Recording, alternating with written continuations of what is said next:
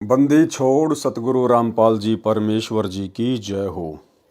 परम पिता परमात्मा सारी सृष्टि के रचनहार कुल मालिक असंख्य ब्रह्मांडों के स्वामी जगत गुरु तीनों लोकों में प्रवेश करके सबका भरण पोषण करने वाले राजाधिराज आत्माधार नाथों के नाथ देवों के देव महादेव सर्वेश्वर महेश्वर मृत्युंजय अजरो अमर आदि अनादि सनातनी प्रभु जगत पिता जगदीश्वर श्री श्री 1008 की उपाधि के वास्तविक अधिकारी अकाल मूर्त शब्द स्वरूपी राम वासुदेव सर्वगतम ब्रह्म परम पूज्य प्रथम पूज्य परम संत परम पुरुष परम धनी परम दयालु सत्य कबीर हक्का कबीर अल्लाह अकबर बाखबर अल्लाह ताला जगत के तारणहार जगत के मुक्तिदाता जगत के जगन्नाथ हारे के सहारे हिंदुओं के राम मुसलमानों के अल्लाह सिखों के वाहिगुरु ईसाइयों के मसीह दया के सागर दया निधि करुणा के सागर करुणा निधि स्वयंभू परिभू संकट मोचन कष्ट हरण मंगल करण दुख भंजन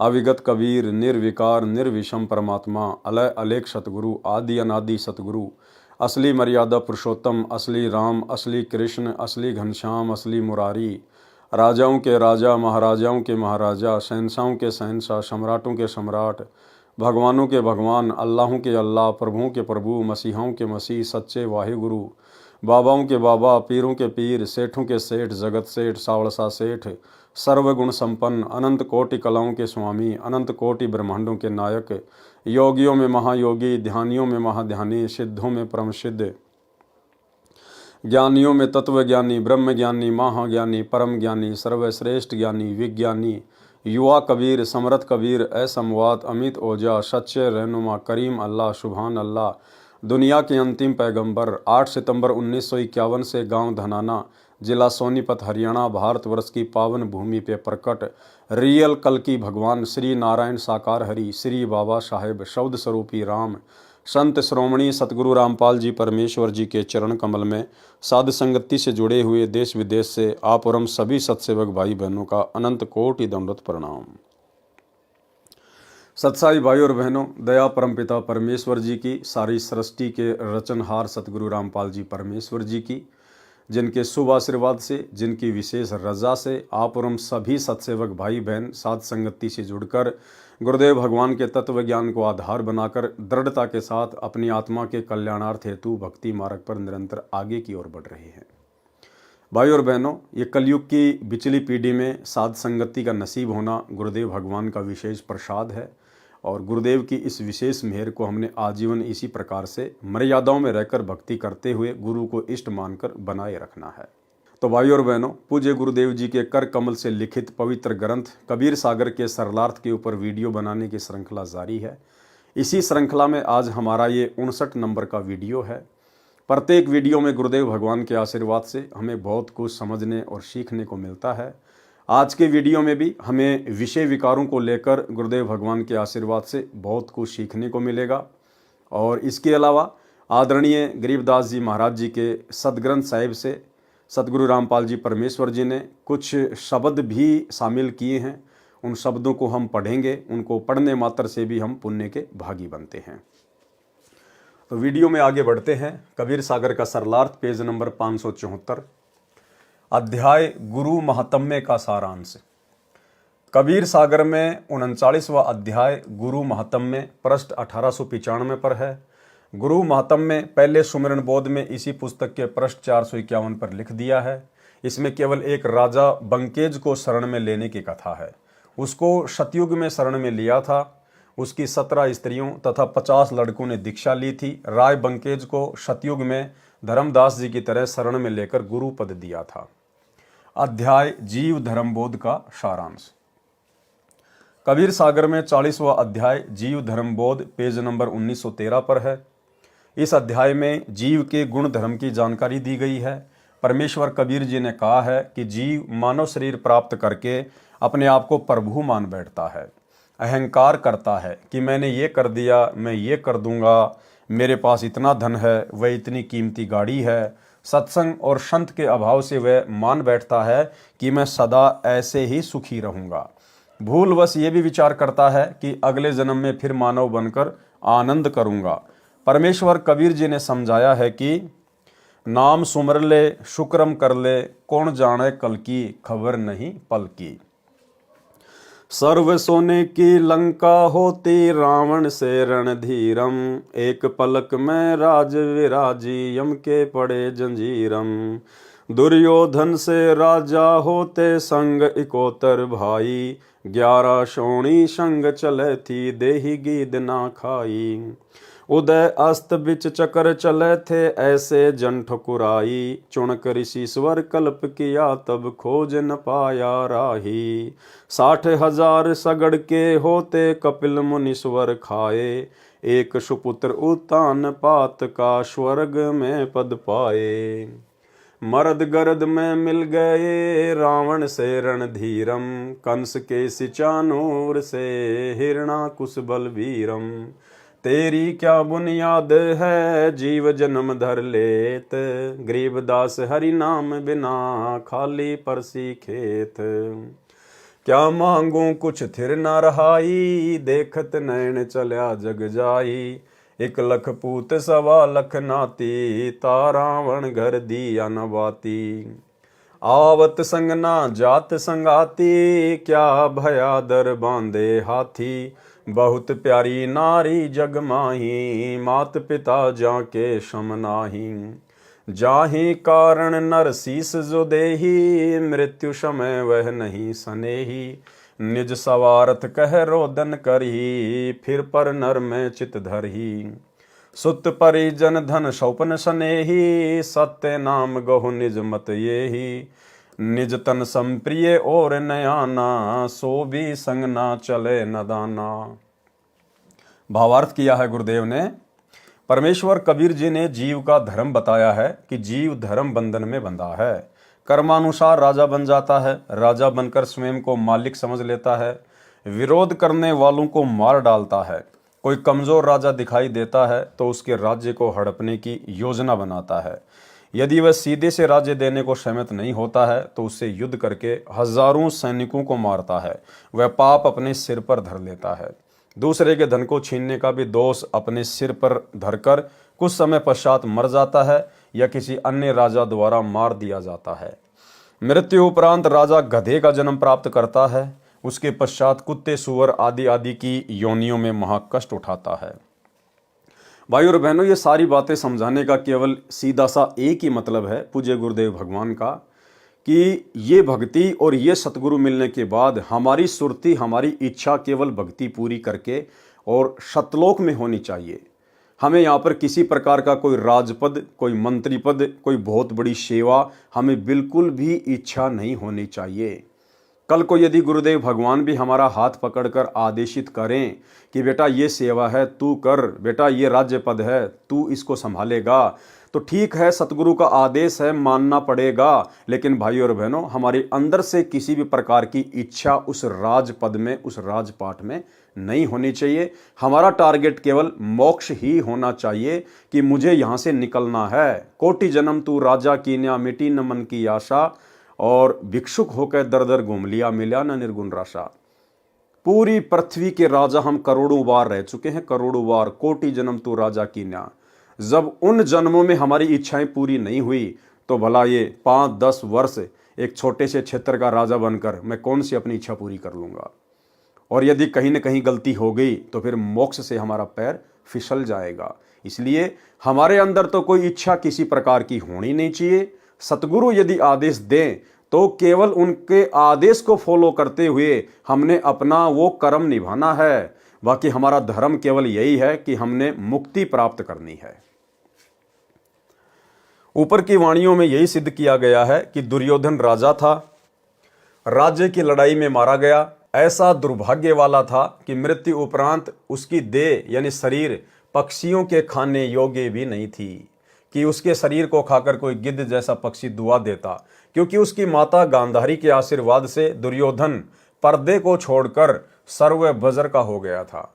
राज्य भी नहीं रहा, स्वयं भी संपत्ति छोड़कर युद्ध में मारा गया। इसी प्रकार अन्य राजाओं की दुर्दशा हुई। मानधाता राजा था जो चक्रवर्ती यानी पूरी पृथ्वी का शासक था। चुनक ऋषि से लड़ाई हुई, सर्व सेना मारी गई, स्वयं भी मृत्यु के उपरांत चूहा बनकर धरती के अंदर बिल बना कर रहा। फिर अन्य प्राणियों की योनियों में भटक रहा है। फिर बताया है कि राजा उत्तानपाद का एक सुपुत्र ध्रुव है, भक्ति करके राजा भी बना और स्वर्ग भी गया। फिर बताया है कि प्रत्येक व्यक्ति की धारणा है कि मेरा वंश चले। भाई और बहनों, यदि आप सतगुरु रामपाल जी परमेश्वर जी के शिष्य या उनकी शिष्या हैं, आपकी रमैणी यानी शादी हो चुकी है और यदि संतान नहीं हो रही है, तो आपके अंदर बिल्कुल भी अंदर से ये इच्छा नहीं होनी चाहिए कि गुरुजी मुझे संतान दें, अन्यथा आप भी इसी कैटेगरी में आ जाएंगे कि मेरा वंश चले। वो परमेश्वर की मौज है, परमात्मा संस्कार बढ़ाना चाहता है या काटना चाहता है, हमने उसकी रजा में राजी रहना है। हमारे अंदर से इच्छा नहीं होनी चाहिए कि परमात्मा एक बेटा या एक बेटी तो होनी ही चाहिए, बिल्कुल भी नहीं।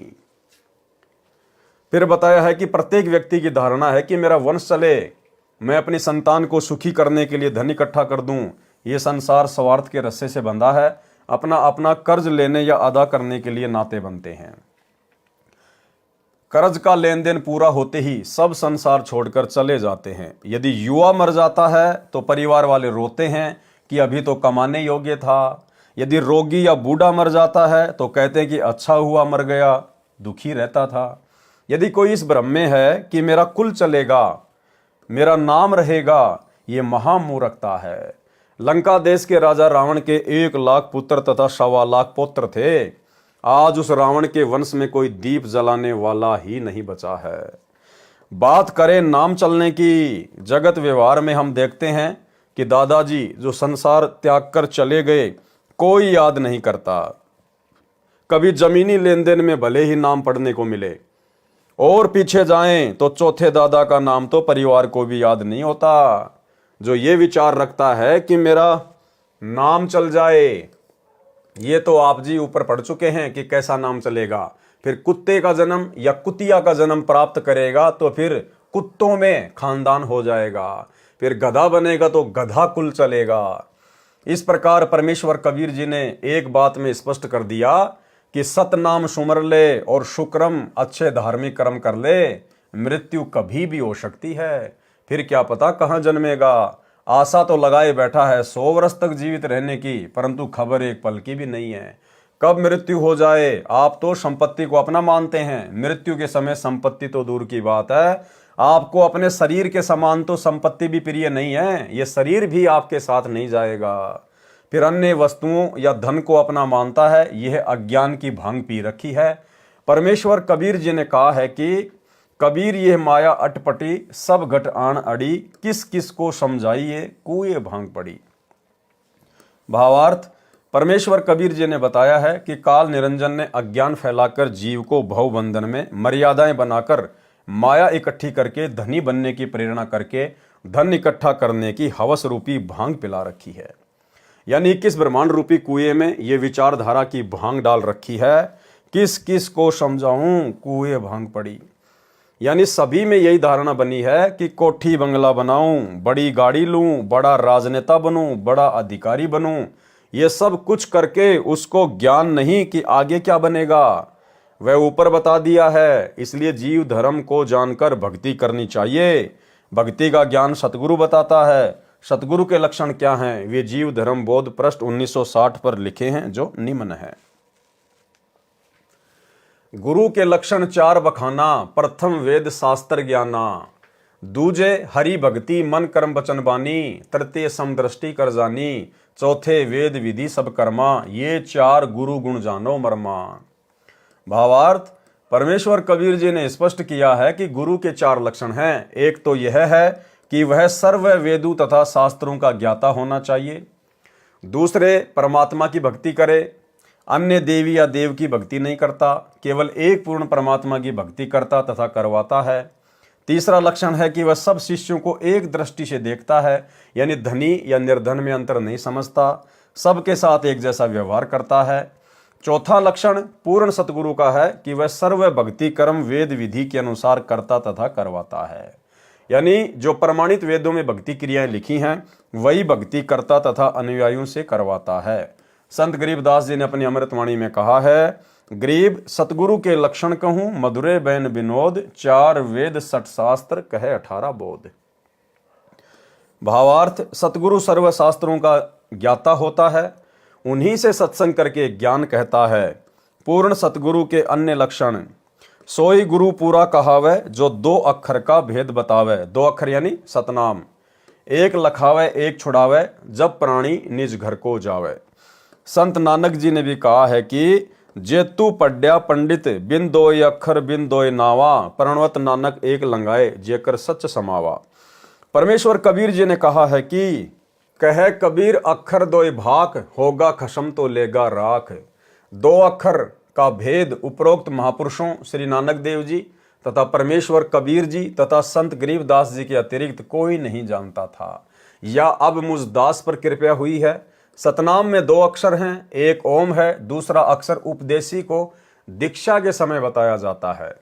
श्रीमद् भगवद गीता अध्याय 17 मंत्र 23 में कहा है कि सच्चिदानंद घन ब्रह्म यानी परमेश्वर की भक्ति 3 मंत्रों ओम तत्सत का जाप करने का निर्देश है। सृष्टि की आदि में तत्वदर्शी संत यही भक्ति करते तथा कराते थे। सृष्टि की आदि में, सृष्टि की आदि क्या होती है भाई और बहनों? सृष्टि की शुरुआत में तत्वदर्शी संत यही भक्ति करते तथा कराते थे। सृष्टि की आदि में तो कौन हुआ तत्वदर्शी संत? स्वयं कबीर भगवान। मनुष्य भी जीव है, ये जीव विशेष में गिना जाता है। अन्य सामान्य जीव हैं। मानव जीव को अपना मोक्ष कराने का अवसर प्राप्त होता है, जो अन्य जीवों को नहीं होता है। जीव धर्म बोध में मानव के लिए प्रेरणा है। मानव को बताया गया है कि जो भक्ति नहीं करते वे अपना मानव जीवन नष्ट करके जाते हैं। जो भक्ति करते हैं उनकी भक्ति शास्त्र अनुकूल नहीं है तो भी उनका मानव जीवन व्यर्थ हो जाता है। जिनको पूर्ण सतगुरु नहीं मिला वे भक्ति करके भी असफल रहते हैं। जो भगत एक पूर्ण परमात्मा की भक्ति न करके अन्य देवी देवताओं या तीर्थों व्रतों तक सीमित हैं, वे भी मानव जीवन का वास्तविक लाभ नहीं उठा पाते। जो ब्रह्म की साधना करते हैं वे भी पूर्ण मोक्ष प्राप्त नहीं करते। जो श्रीमद् भगवद गीता अध्याय 18 श्लोक 62 तथा अध्याय 15 श्लोक 4 में बताया है। गीता ज्ञानदाता ने कहा है कि हे अर्जुन, तू सर्व भाव से उस परमेश्वर की शरण में जा, उसकी कृपा से ही तू परम शांति को तथा सनातन परम धाम शाश्वत स्थानम को प्राप्त होगा। गीता अध्याय 18 श्लोक 62। परम शांति उसे कहते हैं जब जीव का जन्म मरण का चक्कर समाप्त हो जाता है, उसका जन्म नहीं होता। गीता ज्ञानदाता ने कहा है कि तत्वदर्शी संत मिलने के पश्चात परमेश्वर के उस परम पद की खोज करनी चाहिए, जहां जाने के पश्चात भगत फिर लौटकर संसार में नहीं आता। उस परमेश्वर की भक्ति करो जिसने इस संसार रूपी वृक्ष की रचना की है। गीता अध्याय 15 श्लोक 4। गीता अध्याय 8 श्लोक 16 में कहा है कि जो ब्रह्म साधना करते हैं वे ब्रह्मलोक में जाते हैं। ब्रह्मलोक गए प्राणी भी पुनरावर्ती यानी जन्म मरण को बार बार प्राप्त करने वाली स्थिति को पुनरावर्ती कहते हैं, उसी में है। ब्रह्मलोक में गए साधक भी पुण्य समाप्त होने के पश्चात पुनः लौटकर संसार में आते हैं, वे जन्म मरण में रहते हैं।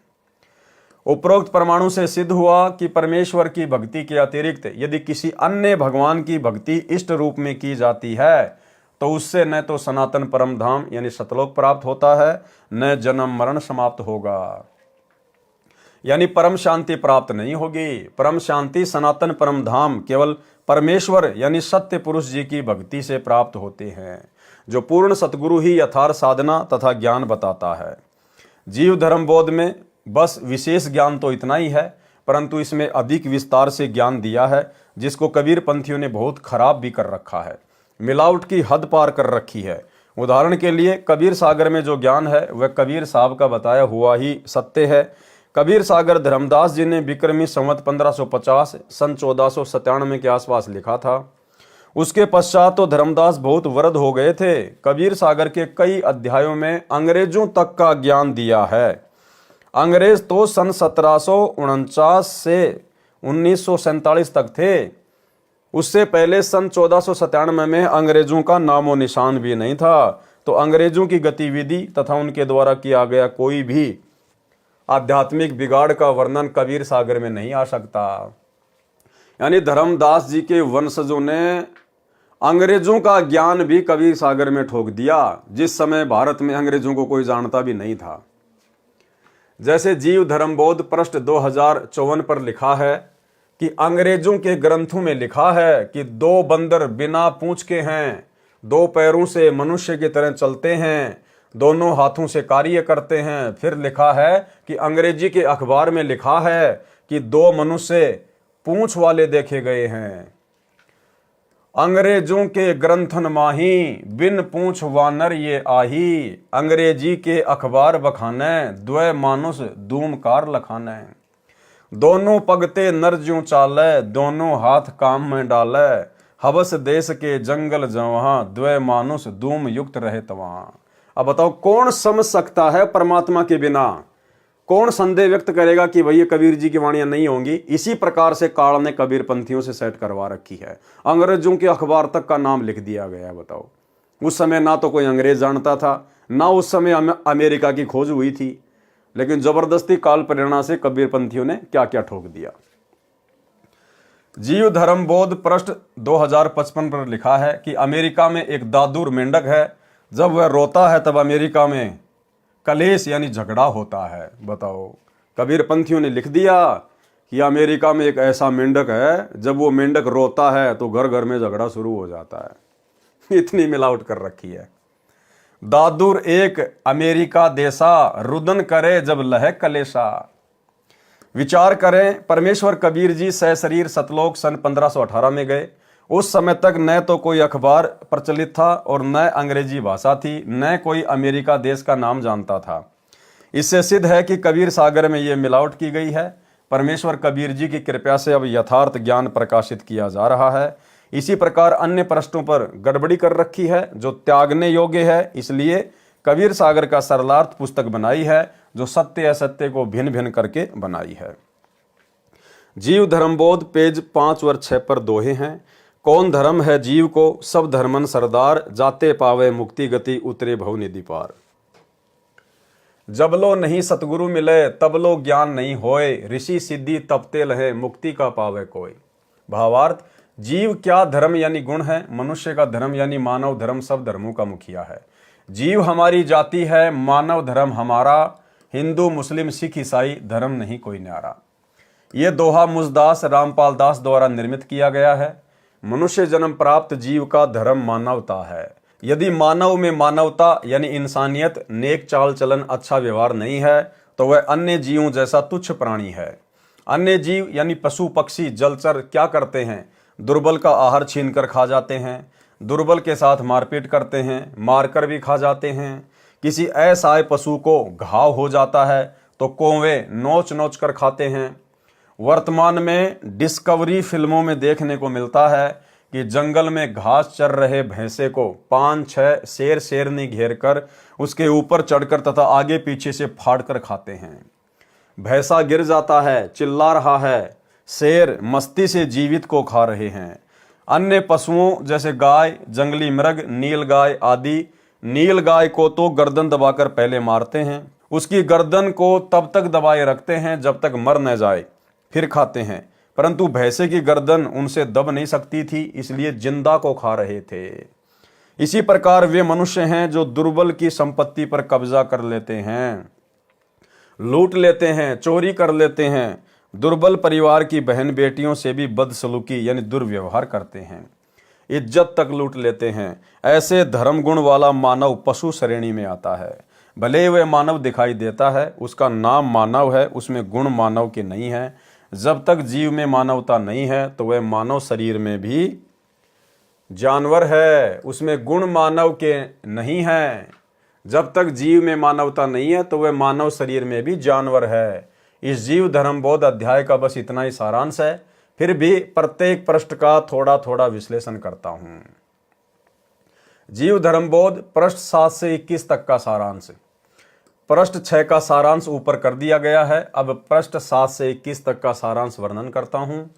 पृष्ठ 7 से 21 तक बताया है कि जीव को काम यानी भोग विलास की इच्छा, क्रोध, मोह, लोभ तथा अहंकार विशेष प्रभावित करते हैं। ये 5 विकार कहे गए हैं। इनके सूक्ष्म स्वरूप को इनकी प्रकृति कहा जाता है, जो संख्या में प्रत्येक की 5-5 हैं, जो 25 प्रकृति कहलाती हैं। जीव धर्मबोध पृष्ठ 7 पर विशेष ज्ञान है, जो श्रीमद् भगवद गीता अध्याय 13 से मेल करता है। नाम शरीर क्षेत्र सो जाना, तेहि अंदर बाहर का ज्ञान। जो विकल्प कारण गाई, चित शक्ति क्षेत्रज कहाई। नाम तासु क्षेत्रज कहीजे, सो सब वासना से भीजे।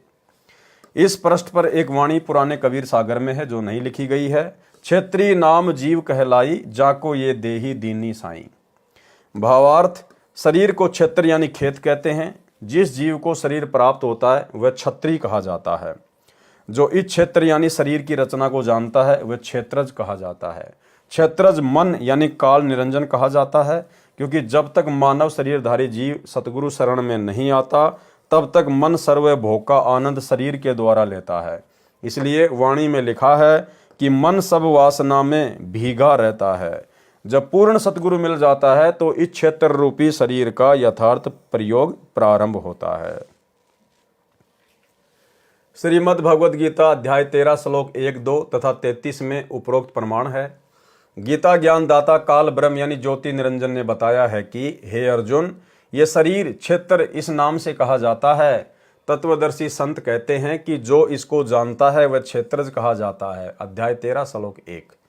हे अर्जुन, सर्व क्षेत्रों में क्षेत्रज भी मुझे ही जान, और क्षेत्र तथा क्षेत्रज का जो ज्ञान है वह ज्ञान है, ऐसा मेरा मत है। भावार्थ है कि शरीर यानी क्षेत्र तथा काल ब्रह्म क्षेत्रज का ज्ञान कराने वाला ही वास्तविक ज्ञान है। ये गीता ज्ञानदाता ने कहा है कि मेरा विचार है। अध्याय 13 श्लोक 2। हे अर्जुन, जिस प्रकार एक ही सूर्य इस संपूर्ण लोक यानी पृथ्वी लोक को प्रकाशित करता है, उसी प्रकार क्षेत्री यानी जीवात्मा संपूर्ण क्षेत्र यानी शरीर को प्रकाशित करता है। अध्याय 13 श्लोक 33। विचार करें, गीता प्रेस गोरखपुर से प्रकाशित तथा श्री जयदयाल गोविंदका द्वारा अनुवादित तथा अन्य सर्व अनुवादकों द्वारा गीता अध्याय 13 श्लोक 1 में क्षेत्रज का अर्थ किया है कि जो क्षेत्र को जानता है वह क्षेत्रज कहा जाता है। फिर गीता अध्याय 13 श्लोक 2 में क्षेत्रज का अर्थ जीवात्मा किया है। ये अज्ञानता का प्रमाण है। फिर गीता अध्याय 13 के श्लोक 33 में क्षेत्रीय का अर्थ जीवात्मा किया है। इससे एक बात तो ये स्पष्ट हुई कि गीता का अनुवाद करने वालों को भी ज्ञान नहीं, तथा दूसरी बात ये स्पष्ट हुई कि परमेश्वर कबीर जी का ज्ञान प्रमाणित सदग्रंथों से मेल करता है, तथा जो इनमें नहीं है वह ज्ञान भी परमेश्वर कबीर जी ने बताया है। वह स्वतः सत्य मानने योग्य है। यही ज्ञान परमेश्वर कबीर जी द्वारा जीव धर्म बोध पेज 7 में कहा है। पृष्ठ 8 से 12 तक अभिमान की जानकारी बताई है कि ज्यों ज्यों जीव में तुच्छता आई, त्यों त्यों अधिक अहंकार समाई। ज्यों ज्यों श्रेष्ठ पद को पावे, त्यों त्यों तामें दीनता आवे। भावार्थ, जीव में ज्यों ज्यों नीचता आती है उसमें अहंकार बढ़ता चला जाता है, तथा ज्यों ज्यों भक्ति करके आत्मा में अध्यात्म शक्ति बढ़ती है त्यों त्यों उस भगत में आधीनी यानी दीनता आती है। जीव धर्मबोध के पेज 9 पर कहा है कि अहंकार किसी को शरीर की शक्ति का होता है, किसी को राज्य का, किसी को धन का, किसी को परिवार में अधिक सदस्यों का हो जाता है, वह नाश का कारण बनता है। इसी प्रकार पृष्ठ 12 तक ज्ञान है कि परमेश्वर की दरगाह यानी परमात्मा के न्यायालय में न्याय होगा। हजरत सुलेमान की वाणी है कि जो तपस्वी तप करते हैं उसका अभिमान करते हैं। यदि राई भर यानी जरा सा भी अभिमान जीव को किसी भी प्रकार का है, वह बहिष्ठ यानी स्वर्ग में पैर नहीं रख सकता। अगर राई जितना भी अभिमान धन का, दौलत का, परिवार का, संपत्ति का, बेटे बेटियों का, किसी पद या पोस्ट का, अगर राई जितना भी अभिमान है तो हजरत सुलेमान ने कहा, जो कि मुसलमान धर्म में पैगंबर हुए हैं, उन्होंने कहा कि वो बहिष्ठ यानी स्वर्ग में नहीं जा सकता। तो सोचिए भाई और बहनों, हमें तो सतलोक में जाना है।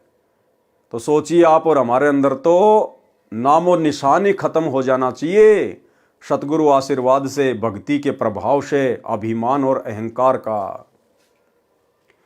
फिर मकबूल नाम के रसूल ने कहा है कि जो दीन यानी आधीन होते हैं उनको बड़ी पदवी प्राप्त होती है। पृष्ठ 11 पर कहा है कि कोई धन का अभिमान करता है वह भी नरक का भागी होता है। कबीर सब जग निर्धना, धनवंता ना कोई, धनवंता सो जानिए राम नाम धन होई। प्रथम अमीर कबीर भया, पुनी अकबर अल्लाह, सो कबीर अकबर सोई, कहे कि ब्रिया ताहा। अल्लाह जब बनी बैठियों पहुंची उनकी मौत, दोजख में दाखिल भये राजा सहित सब फौज। भावार्थ, संसार में कोई धनवान नहीं है, सब निर्धन है। यदि कोई सांसारिक धनवान है तो मृत्यु के उपरांत बाद में वो निर्धन है। केवल भगत ही धनवान है और कोई धनवान नहीं है। संसार में या तो कबीर धनवान है या अकबर अल्लाह। कबीर या अल्लाह अकबर एक ही है। अन्य व्यक्ति जो अपने आप को परमात्मा मानता है, जैसे वर्तमान में जज अपने आप को लॉर्ड मानते हैं। यदि कोई वकील खासकर हाई कोर्ट तथा सुप्रीम कोर्ट के जजों को माई लॉर्ड यानी मेरे मालिक कहकर संबोधित नहीं करते तो उनको कोर्ट से लाभ मिलने का अवसर कम होता है। जीव को होना चाहिए अधीन। बिना आध्यात्मिक ज्ञान के कारण जीव स्वयं को परमात्मा के तुल्य मानता है तो उसकी भारी भूल है, वह नरक में डाला जाता है। पृष्ठ 12 पर कहा है कि जिन्होंने सिर उठाया यानी अभिमान किया उनका सिर टूटा है। जीव धर्मबोध पेज 13 से 16 तक काम यानी सेक्स के अवगुण बताए हैं। इनमें कुछ वाणी छोड़ी गई है, कुछ जोड़ी गई है। यथार्थ ज्ञान संत गरीबदास जी ने बताया है, जो संत गरीबदास जी की अमृतवाणी में नारी के अंग में लिखी है। इस जीव धर्मबोध में केवल नारी को दोषी बताया है। ये कबीर पंथियों का गलत नजरिया रहा है, जिन्होंने कबीर जी के ग्रंथ का नाश किया है। जो घर त्याग कर या तो आश्रमों में रहते थे या विचरण करते थे, जिन्होंने विवाह नहीं किया था, उन्होंने अपने आप को उत्तम सिद्ध करने के लिए एक तरफा वाणी लिखी है। जो नारी पक्ष की वाणी थी वे काट दी गई हैं। संत गरीबदास जी ने अपनी वाणी में परमेश्वर कबीर जी की विचारधारा लिखी है। अब भाइयों और बहनों, यहाँ पर नारी का अंग है और नारी के अंग के माध्यम से गुरुदेव भगवान विशेषकर आप और हम आत्माओं को सचेत करना चाहते हैं, जागरूक करना चाहते हैं। नारी यानी स्त्री अच्छी भी होती है और बुरी भी होती है, लेकिन हम जो उपदेशी भाई बहन हैं, हमने बहुत सावधान होकर चलना है। जो बद नारी होती है, जो गलत औरतें होती हैं, वो किस किस प्रकार से गलत इरादे से हरकतें करती हैं, हमने किस प्रकार से सावधान रहना चाहिए। हमने केवल उनको आयु अनुसार अपनी बहन बेटी या माँ की नज़र से ही देखना चाहिए। और यदि हम यहाँ शरीर में रहते सहते अपनी आदतों को नहीं सुधारते हैं तो भाइयों और बहनों, शरीर छूटने के बाद सूक्ष्म शरीर में हमारे अंदर वही विषय वासना रहेंगी, वही हमारी सोच रहेगी और हम काल के द्वारा अपने झांसे में ले लिए जाएंगे। तो यह गरीबदास जी के सदग्रंथ साहिब से परमेश्वर ने कामी नर के अंग से कुछ वाणियाँ ली हैं, जिनको हम पढ़ेंगे गुरुदेव भगवान के आशीर्वाद से, क्योंकि ये वाणियाँ स्वयं सिद्ध हैं। गुरुदेव भगवान ने अपने कर कमल से लिखी हैं, तो इनको सुनने मात्र से भी हम ढेर सारे पुण्य के भागी बनेंगे। गरीब कामी करता ना भज, हृदय सूल बबूल, ज्ञान लहरी फीकी लहरी,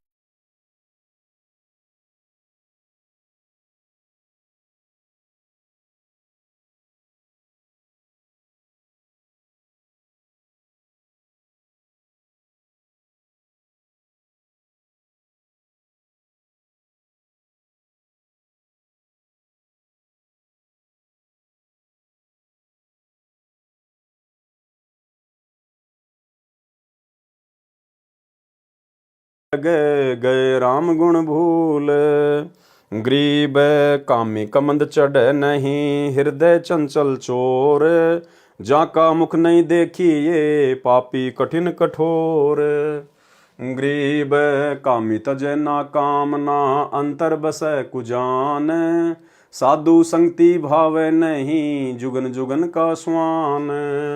गरीब कामी तजय ना कामना, हृदय जाका बंक, जमपुर निश्चय जाएगा, ज्ञानी मिलो असंख।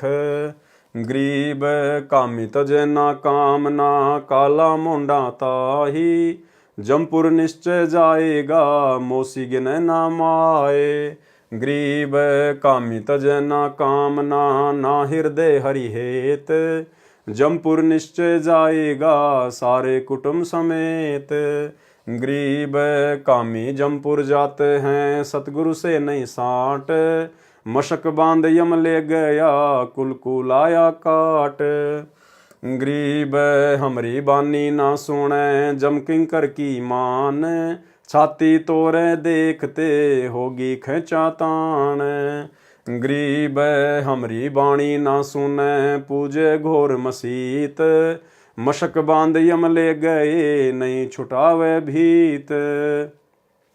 अब देखो यहां परमात्मा ने क्या कहा है, गरीब हमरी बाणी ना सुने, हमरी बाणी ना सुने, यानी आज सतगुरु रामपाल जी परमेश्वर जी ने हमें जो अनमोल ज्ञान दे दिया है, जो सत्संग करके छोड़ दिए हैं, जो भक्ति मर्यादा हमें बता दी गई हैं, जो उनके ऊपर नहीं चलेगा, जो मर्यादा तोड़ेगा, सत्संगों के विरुद्ध चलेगा, जैसा कि वर्तमान में गुरुदेव का कलयुगी परिवार, सभी सतलोक आश्रम वाले भाई बहन उस कलयुगी परिवार के पीछे पीछे परमेश्वर की वाणियों को फॉलो नहीं कर रहे। गुरुदेव भगवान ने कहा कि बच्चों आपने तो मैच देखना भी नहीं है, कोई अगर ताश भी खेल रहा है तो आपने सहयोग भी नहीं करना है, हमने कोई भी स्पोर्ट्स की एक्टिविटीज में भाग नहीं लेना, खेल कूद में भाग नहीं लेना है, हमारा समय और समासें दोनों बर्बाद होंगी, हमारे भाव बिगड़ेंगे। इसके बावजूद सतगुरु रामपाल जी परमेश्वर जी के कलयुगी परिवार ने धनाना गांव में 1 करोड़ रुपए की लागत से गांव वालों के लिए बैडमिंटन का स्टेडियम बना दिया। और पैसा किसका? भगत समाज का। और भी बहुत सारे कुकर्म जो आप जी आए दिन देखते रहते हैं। हरियाणा के गोहाना में जाट धर्मशाला बन रही है, उसका 5वां फ्लोर बनाने का ठेका गुरुदेव के बड़े लड़के वीरेंद्र ने ले लिया, जाट समाज में अपनी प्रसिद्धि के लिए, अपने भाईचारे को निभाने के लिए, जो तकरीबन 1 करोड़ रुपए का बनेगा। धनाना आश्रम में बहुत बड़े हॉस्पिटल का काम शुरू कर दिया गया। गुंडों की सीबीआई जांच का समर्थन करवा दिया गया। 5 लाख रुपए राजपूत करणी सेना को आनंदपाल सिंह की सीबीआई जांच के लिए दे दिए गए। हरियाणा के जाट आरक्षण में करोड़ों रुपया भक्तों का बर्बाद कर दिया, चंदे के रूप में दे दिया गया। और भी ना जाने कितने कुकर्म आए दिन ये लोग करते रहते हैं। 2019 में कांग्रेस का समर्थन, 2024 में बीजेपी का समर्थन। तो यहां परमेश्वर वही बात कह रहे हैं, गरीब हमरी बाणी ना सुने, जम किंकर की मान। जम किंकर की मानता है, जो काल प्रेरणा है उसके आधार से चलते हैं। छाती तोड़े देखते होगी खेचातान, ऊपर उनकी छाती तोड़ेगा काल। फिर गरीब हमरी बाणी ना सुने, पूजे घोर मसीत। मशक बांध यम ले गए, नहीं छुटावे भीत। हमरी बाणी ना सुने, गुरुदेव ने कहा कि 100 वर्ष सतगुरु की पूजा और 1 दिन आन उपासना, अन्य देवी देवताओं की पूजा कर लो, चाहे उसमें सहयोग कर दो, बराबर का दोषी। तो क्या कहा गुरुदेव ने? 100 वर्ष सतगुरु की पूजा, 1 दिन आन उपासी, वो अपराधी आत्मा फिर पड़े काल की फांसी। सतलोक आश्रम मैनेजमेंट हरियाणा ने श्री राम मंदिर अयोध्या में उन आन उपासकों के लिए आन उपासना को बढ़ावा देते हुए 1 महीने का अयोध्या में भंडारा लगा दिया। जम किंकर की बातें मानी जा रही हैं, सतगुरु की वाणियों पे नहीं चल रहे। गरीब हमरी बाणी ना सुने, पूजे घोर मसीत। मशक बांध यम ले गए, नहीं छुटावे भीत। गरीब हमरी बाणी ना सुने, देवल पूजन जाए। मशक बांध यम ले गए, जुगन जुगन डकाए। गरीब हमरी बाणी ना सुने, ना सतगुरु का भाव। मशक बांध यम ले गए, देकर बहुत संताव। गरीब कामी केला वृक्ष है, अंदर से थोता। सतगुरु सतगुरु कहते हैं, जू पिंजर तोता। जो कामी नर होता है, सतगुरु की शरण में आने के बाद भी जो विषय विकारों से दूर नहीं होता है, कहते हैं वो तो केले का पेड़ है, अंदर से थोता है, यानी भक्ति वक्ति नहीं है उसके अंदर। वो दिखाई देता है भगत, लेकिन जो विषय विकारों में पड़ा हुआ है उसके अंदर भक्ति नहीं है, वो तो केले के पेड़ की तरह थोता है। और सतगुरु सतगुरु कहते हैं, जूं पिंजर तोता, जैसे पिंजरे का तोता, इस प्रकार से वो भगत होता है। केवल ऊपरी जुबान से सतगुरु सतगुरु अपने गुरु को भगवान भगवान कहता है, लेकिन अंदर से सारे विषय विकार ज्यों के त्यों है। इसलिए गुरुदेव भगवान ने हमें नित्य नियम में एक वाणी लिख के दी है कि कामी क्रोधी लालची इनसे भक्ति ना होए, भक्ति करे कोई शूरमा, जाति वर्ण कुल खोए। भाई और बहनों, साध संगति से जुड़े हुए भाई बहनों के ऊपर ये वाणी बिल्कुल परफेक्ट सिद्ध होती है। परमेश्वर की विशेष रजा इन सभी विषय विकारों से दूर हटने की केवल सत्सेवकों पे हुई है। काम, क्रोध, लोभ, लालच, जाति और कुल, धर्म, इन सब के अभिमान को हमने तोड़ फेंका है। गरीब कामी केला वृक्ष है अंदर से थोता, सतगुरु सतगुरु कहत है जू पिंजर तोता। गरीब कामी का गुरु कामिनी जैसे मीठी खांड, जोगनी जमपुर ले गई मारे भड़वे भांड। गरीब कामी कीड़ा नरक का अंतर नहीं विवेक, जोगनी जमपुर ले गई क्या जिंदा क्या शेख। क्या कह रहे हैं परमात्मा, गरीब कामी कीड़ा नरक का और अंदर नहीं विवेक। जो कामी पुरुष है परमात्मा ने उसको नरक का कीड़ा बताया कि उसके अंदर विवेक नहीं है। अरे एक तरफ तो हम इस ब्रह्मा जी का ऋण उतारने के लिए ओम नाम की कमाई कर रहे हैं, गुरुदेव के द्वारा दिए गए सत भक्ति मंत्रों का जाप कर रहे हैं ताकि हम ऋण मुक्त हो जाएं, और दूसरी तरफ हम विषय भोग में पड़कर उसी ब्रह्मा जी का कर्जा चढ़ा रहे हैं। एक तरफ तो मटके में पानी डाल रहे हैं कि पानी पिएंगे परिवार की प्यास बुझेगी, और दूसरी तरफ नीचे जानबूझ के उसमें छेद कर रहा है। तो परमेश्वर ने कहा कि उसके अंतर में विवेक नहीं है, वो तो नरक का कीड़ा है। जोगनी जमपुर ले गई, जोगनी यानी ये माया, ये दुर्गा, ये उसको जमपुर ले जाएगी, क्या जिंदा क्या शेख है। गरीब कामी कीड़ा नरक का अंतर नहीं विवेक, जोगनी जमपुर ले गई क्या जिंदा क्या शेख। गरीब कामी कीड़ा नरक का क्या बैराग सन्यास, चाहे बैराग लेके भक्ति कर रहा है चाहे सन्यास लेके भक्ति कर रहा है, अगर इन विकारों से दूर नहीं हटा तो भाई जोगनी जमपुर ले गई बीते बहुत तिराश। गरीब कामी कीड़ा नरक का क्या सट दर्शन भेष, जोगनी जमपुर ले गई टुक आपा भी देख। गरीब साकट के तो हरता करता, संतों के तो दासी, ज्ञानी के तो धूमक धामा पकड़ लिया जम फांसी। गरीब साकट के तो हरता करता, संतों के तो चेरी, ज्ञानी के तो दारम दारा जक्कू दे है लोरी। गरीब तीन लोक में नाही अंगाई अजब चरित्र तेरे, सुर नर मुनि जन ज्ञानी ध्यानी कीने सकल मुझे रे। गरीब इंद्र के अर्धंगी नारी भई उर्वशी हूर, तीन लोक में डंका डाकनी मार लिए सब घूर। गरीब लोकपाल तो लूट लिए हैं नारद से मुनि ध्यानी, पारा ऋषि शिरंगी ऋषि मोहे सुन ले अकत कहानी। गरीब अजय पाल का किया अलूफा पकड़ी मछंदर खाया, कच्छ देश में गोरख पकड़े सतगुरु अन्न छुटाया। गरीब गोपी चंद भरतरी होते छोड़ गए अर्धंगी, सुखदेव आगे हुरंबा आई हो नाची है नंगी। गरीब बोले सुखदेव सुंदरी दूती तू हमरे क्यों आई, हम तो बाल जति बैरागी तू है हमरी माई। अब देखो भाइयों और बहनों, ये परीक्षाएं तीन लोक की भक्ति करने वालों की भी परमात्मा परीक्षा लेता है कि वे उन लोकों में जाने योग्य हैं या नहीं हैं। जब राजा जनक ने सुखदेव ऋषि को नाम दीक्षा देनी थी, उससे पहली रात सुखदेव का एक अलग से कमरे में उसके सोने की व्यवस्था कर दी, और रात्रि में राजा जनक ने उसकी परीक्षार्थ एक लड़की भेजी, उसके हाव भाव जानने के लिए कि ये उपदेश के योग्य भी है या नहीं है। और जब वो लड़की वहां गई तो सुखदेव ऋषि सहम गया और एक कोने में बैठ गया और कहा कि हे बहन, हे बेटी, हे माई, तू यहां क्यों आई है, तू यहां से चली जा। बहुत अच्छी बात थी, परमात्मा ने कहा कि यह भी बहुत अच्छी बात है, लेकिन उसको इतना भी नहीं डरना चाहिए था। अगर उसके पास में सत्य ज्ञान होता, यदि वो पूर्णतया से एक भगत होता, तो उसको इतना भी नहीं डरना चाहिए था उससे, औरत से।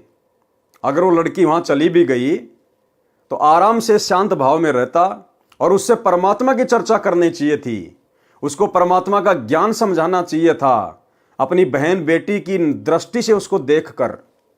लेकिन सुखदेव डर गया, सहम गया और एक कोने में जाके बैठ गया और कहा कि बहन तू यहां से चली जा।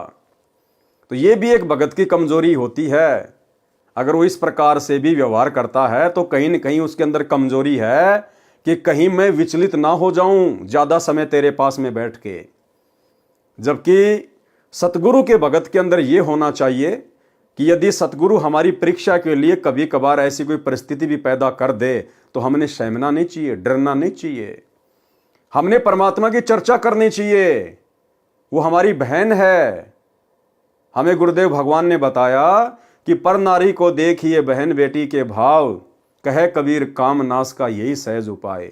हम तो उसको सृष्टि रचना सुनाएंगे परमात्मा की, पूरी रात में तो हमारी सृष्टि रचना खत्म नहीं होगी, सुबह अपने आप चली जाएगी उठ के। उसका भी भला हमारा भी भला, एक ने कही दोनों ने मानी, कहे कबीर वो दोनों ज्ञानी।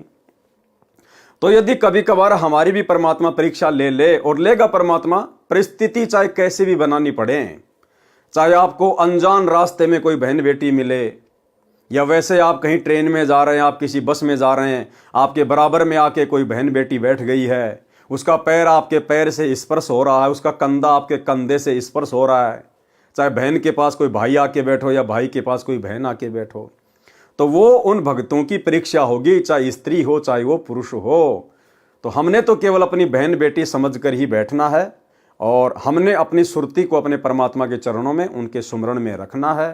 तो इस प्रकार से सतगुरु भी भक्तों की परीक्षा लेगा, जैसे राजा जनक ने सुखदेव की ली थी। गरीब गोपी चंद भ्रतरी होते छोड़ गए अर्धंगी, सुखदेव आगे हुरंबा आई हो नाची है नंगी। गरीब बोले सुखदेव सुंदरी दूती तू हमरे क्यों आई, हम तो बाल जति बैरागी तू है हमरी माई। गरीब मैं तुम्हारी अर्धंगी नारी तू हमरा भरतार, स्वर्ग लोक से हम चल आई देखो नाच सिंगार। गरीब तुम्हारी नजर कुटिल है दूती कड़वे नैन कटारे, माता को तो नाता राखो हम हैं पुत्र तुम्हारे। गरीब सुल्तानी तज बलक बुखारा 16 सहन सहेली, 18 लाख तुरा जिन छाड़या बंके बाग हवेली। गरीब नारी नाही नाहरी बागनी बुरी बलाए, नागनी सब जग डस लिया सतगुरु कर सहाय। अब क्या कह रहे हैं परमात्मा कि सभी नारियां भी गलत नहीं है। नारी नाही नाहरी, नाहरी होती है बागनी। तो परमात्मा कहते हैं सभी औरतें गलत नहीं होती हैं। हाँ, जो औरतें जानबूझ के गलत हरकतें करती हैं वो तो बागनी के समान है। शेर की जो पत्नी होती है, शेरनी कहते हैं, वो तो शेरनी के समान है। जो गलत होती है, जिसकी नीयत गलत होती है, उससे तो भगत ने दूरी ही बना के रहना चाहिए। गरीब नारी नाही नाहरी बागनी बुरी बलाए, नागनी सब जग डस लिया सतगुरु करे सहाय। गरीब नारी नाही नाहरी बागनी बुरी बलाए, नागनी सब जग डस लिया सतगुरु लिए छुटाए। गरीब सब जग घाणे गा लिया बड़ी मचाई रोल, तपी उदासी ठग लिए ले छोड़े जमपोल। गरीब नारी नाही नाहरी खाती है दरवेश, विष्णु विशंबर से रहते मोहे शंकर शेष। गरीब नारी नाही नाहरी सिर टोरा रविचंद, 33 देवा डसे पकड़ लिए हैं इंद। गरीब नारी नाही नाहरी बागनी है मैं मंत, ब्रह्मा का मंडी गया कहाँ करेंगे पंथ। गरीब नारी नाही नाहरी बागनी है मैं मंत, जीव बापरे की कौन चलावे पकड़ लिए भगवंत। गरीब नारी नाही नाहरी बागनी किए संघार, अनाथ जीव की कौन चलावे पकड़ लिए अवतार। जब भैया इस माया ने, इस दुर्गा ने, इस नारी ने ब्रह्मा विष्णु महेश जैसों को और उनके अवतारों को नहीं बख्शा, तो भला आम जीव की क्या औकात है जो इस माया के भयंकर षड्यंत्र से, भोग विलास से बच सके। लेकिन आज आप देख रहे हैं भाई और बहनों, सत्सेवक भाई बहनों के ऊपर युवा अवस्था में पूज्य गुरुदेव भगवान ने कितनी बड़ी रजा बख्शी हुई है। यानी गुरुदेव भगवान के विशेष आशीर्वाद के बिना गुरुदेव भगवान की सत्सेवकों के ऊपर विशेष दया दृष्टि के बिना ये लाख जन्म में भी संभव नहीं हो सकता। जिस माया ने ब्रह्मा विष्णु महेश तक को नहीं बख्शा, उनके अवतारों को नहीं बख्शा, बड़े बड़े ऋषियों को नहीं बख्शा, भला आप और हम 2 कौड़ी के जीवों की क्या औकात, जो युवा अवस्था में और इस कलयुग की बिचली पीढ़ी में, घोर इस कलयुग में जहां आदमी का आचार विचार खान पान इतना दूषित है, इंसान विषय विकारों से दूर हो ही नहीं सकता। तो ये सतगुरु की विशेष रजा, विशेष मेहर सत्सेवकों के ऊपर। और भाई और बहनों, हमने इसी प्रकार आधीनी के साथ प्रतिदिन अपने गुरुदेव भगवान को दंडवत करते हुए रोजाना उनसे विनम्र भाव से आधीनी से कि हे गुरुदेव भगवान, अपने दास पर, अपनी दासी पर इसी प्रकार से दया बनाए रखना परमात्मा। यदि आपकी नजर एक क्षण के लिए भी हट गई परमात्मा, ये माया, ये काल, ये तो मुंह फाड़ कर खड़ा है, खाने के लिए मुंह फाड़ कर। गरीब नारी नाही नाहरी, बगनी है मैं मंत, जीव बापरे की कौन चलावे, पकड़ लिए भगवंत। गरीब नारी नाही नाहरी, बगनी किए संघार, अनाथ जीव की कौन चलावे, पकड़ लिए अवतार। गरीब नारी नाही नाहरी, बगनी है मैं मंत, सतगुरु के प्रताप से उबरे कोई एक संत। सतगुरु के प्रताप से उबरे कोई एक संत। और एक छोटा सा सत्संग गुरुदेव भगवान का, हिसार जेल से आई हुई ऑडियो। गुरुदेव भगवान ने स्पष्ट कर दिया कि अगर सतगुरु की रजा ना हो तुम इससे बच नहीं सकते, तुम तो मन में विचार भी नहीं कर सकते। यानी आज जितने भी सत्सेवक भाई बहन हैं जो विषय वासनाओं से दूर है, अपनी भक्ति को प्रथम महत्व देते हुए निरंतर आगे बढ़ रहे हैं, गुरुदेव भगवान ने स्पष्ट कर दिया कि सतगुरु की विशेष कृपा और रजा के बिना आदमी इनसे दूर नहीं हो सकता।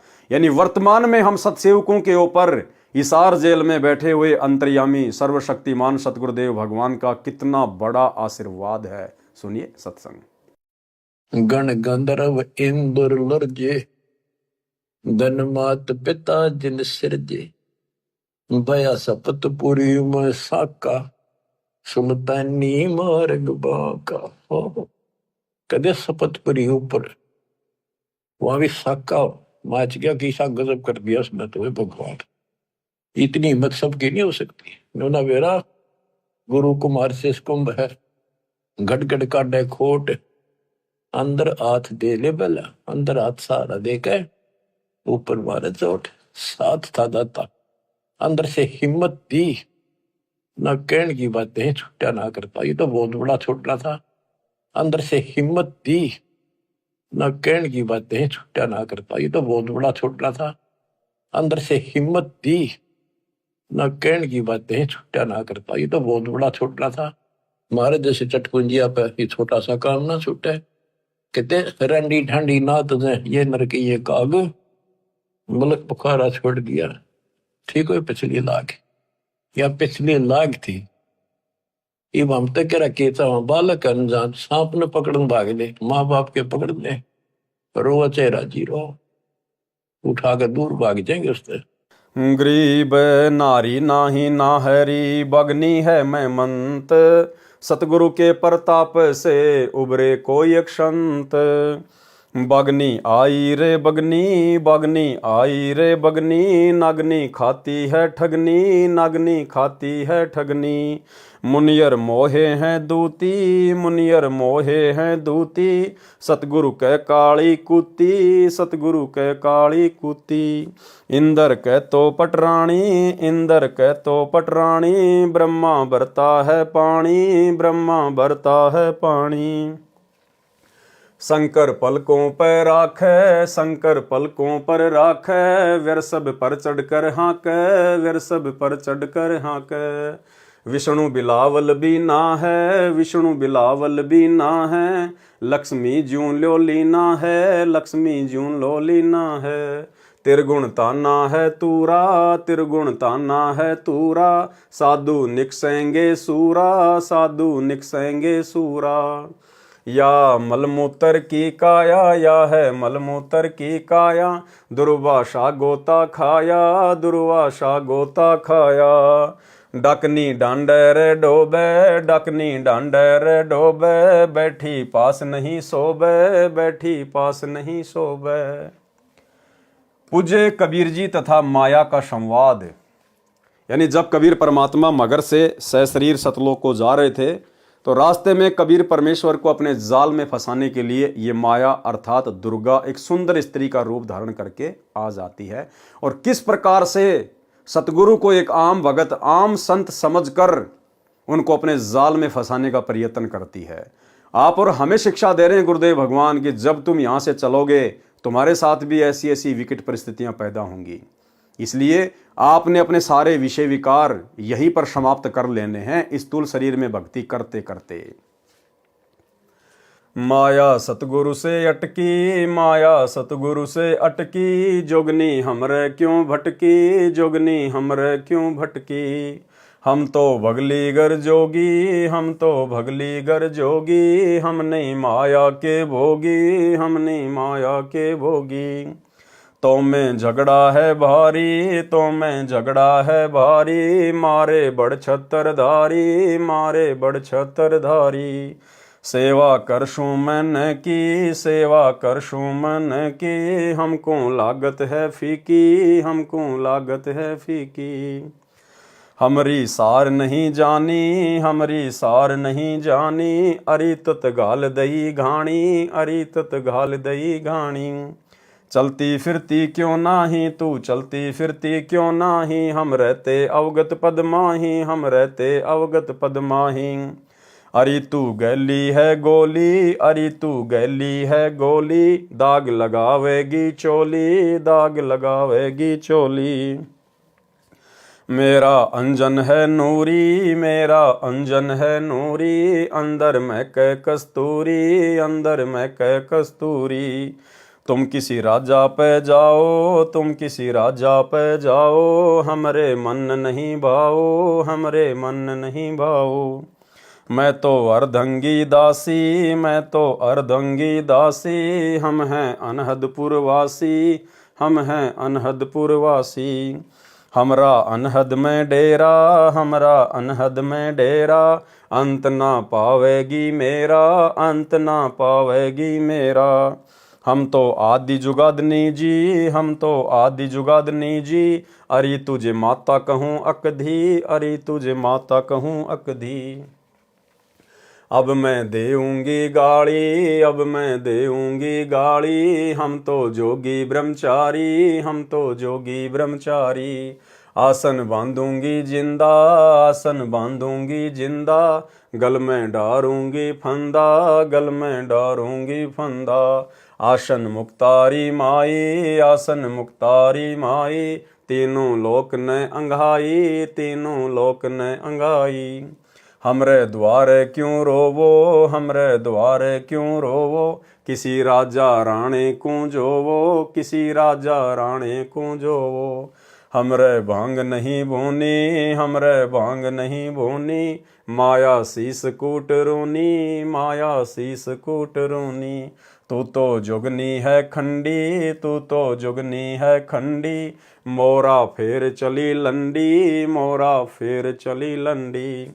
हेला दीन्या रे भाई, हेला दीन्या रे भाई, हंसा परशत ही खाई, हंसा परशत ही खाई।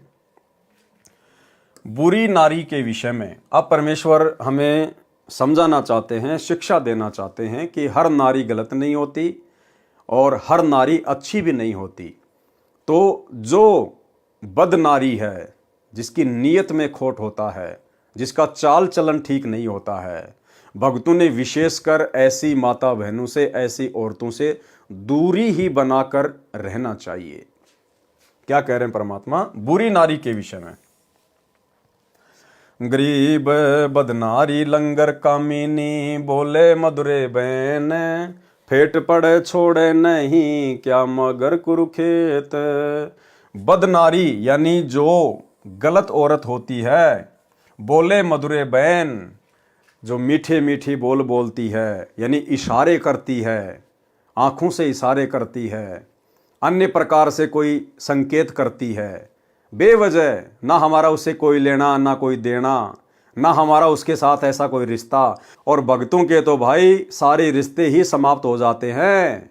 ये जीजा साड़ी के रिश्ते हैं, देवर भाभी के रिश्ते भक्ति में आने के बाद सब हमारी बहन की दृष्टि में आ जाती हैं। साली को हम साली नहीं कह सकते, हम उसको बहन कहेंगे। भाभी को हम भाभी नहीं कहेंगे, हम उसको बहन कहेंगे। गरीब बदनारी लंगर कामिनी, बोले मधुरे हेत, फेट पड़े छोड़े नहीं, क्या मगर कुरुखेत। अगर झांसे में आ गए तो भाई फिर छोड़ेगी नहीं। गरीब बदनारी लंगर कामिनी, बोले मधुरे बोल, फेट पड़े छोड़े नहीं, काढ़े घूंघट झोल। गरीब बदनारी लंगर कामिनी, बोले मधुरे बोल, कोई एक साधु उबरे, मुनिजन पिए गोल। गरीब बदनारी लंगर कामिनी, जामे अनगिन खोट, फांसी डारे बाह कर लाख में चोट। गरीब बदनारी लंगर कामिनी, बोले मधुरे बैन, जाकू नहीं पति जी ये, घूंघट घट में सैन। जो आवश्यकता से ज़्यादा मीठा मीठा बोलती है, घूंघट में से संकेत करती है, यानी विशेष गलत नीयत से जो संकेत करती है, परमात्मा कहते हैं नजदीक भी नहीं जाना उनके। गरीब बदनारी लंगर कामिनी, बोले मधुरे बैन, जाके पास न बैठी ये, जाका कैसा देन। यानी उनका कोई दीन धर्म नहीं होता है, जो गलत औरतें होती हैं। गरीब बदनारी नाही नाहरी, जंगल का शेर, बाहर भीतर मारी है, मुनिजन की ये जेर। गरीब सतगुरु हेला देत है, सुनियो संत सुजान, बदनारी पास न बैठी ये, बदनारी आई खान। गरीब नैनों का जलवाही कर, खाए लिए हैं हंस, हाथों मेहंदी लाए कर, डोब दिए कुलवंश। यानी 16 प्रकार के श्रृंगार करके इंसान को रिझाने का प्रयत्न करती हैं, जो गलत औरतें होती हैं। गरीब उल्टी मांग बराए कर, मंजन कर है गात, मीठे बोले मगन होवे, लावे बो विधि गात। गरीब पूत पूत करी खा गई, भाई बीरा होए, कसम कसम कर पी गई, बदनारी विस्की लोए। गरीब क्या बेटी क्या बहन है, क्या माता क्या जोए, बदनारी काली नागनी, खाते हो सो होए। यानी जो बदनारी है वो चाहे कोई भी हो, चाहे बहन हो, चाहे बेटी हो, चाहे औरत हो, भगत ने उससे बचकर ही रहना चाहिए। गरीब माया काली नागनी, अपने जाए खात, कुंडली में छोड़े नहीं, सो बातों की बात। गरीब कुंडली में से निकले, रैदास संग दत्त कबीर, सुखदेव ध्रुव प्रहलाद से नहीं निकले रणधीर।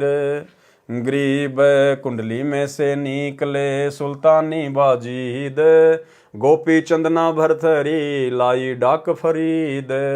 यानी ये जो रविदास जी हैं और जो ये दत्तात्रेय जी हैं, भगत सुल्तान है और ये बाजीद है, ये केवल माया से इतने बाहर निकले हैं कि परमेश्वर इनको मिले और इनको परमेश्वर ने अपनी शरण में ले लिया, इनको शत भक्ति दे दी और इनको काल के जाल से बाहर निकाल लिया।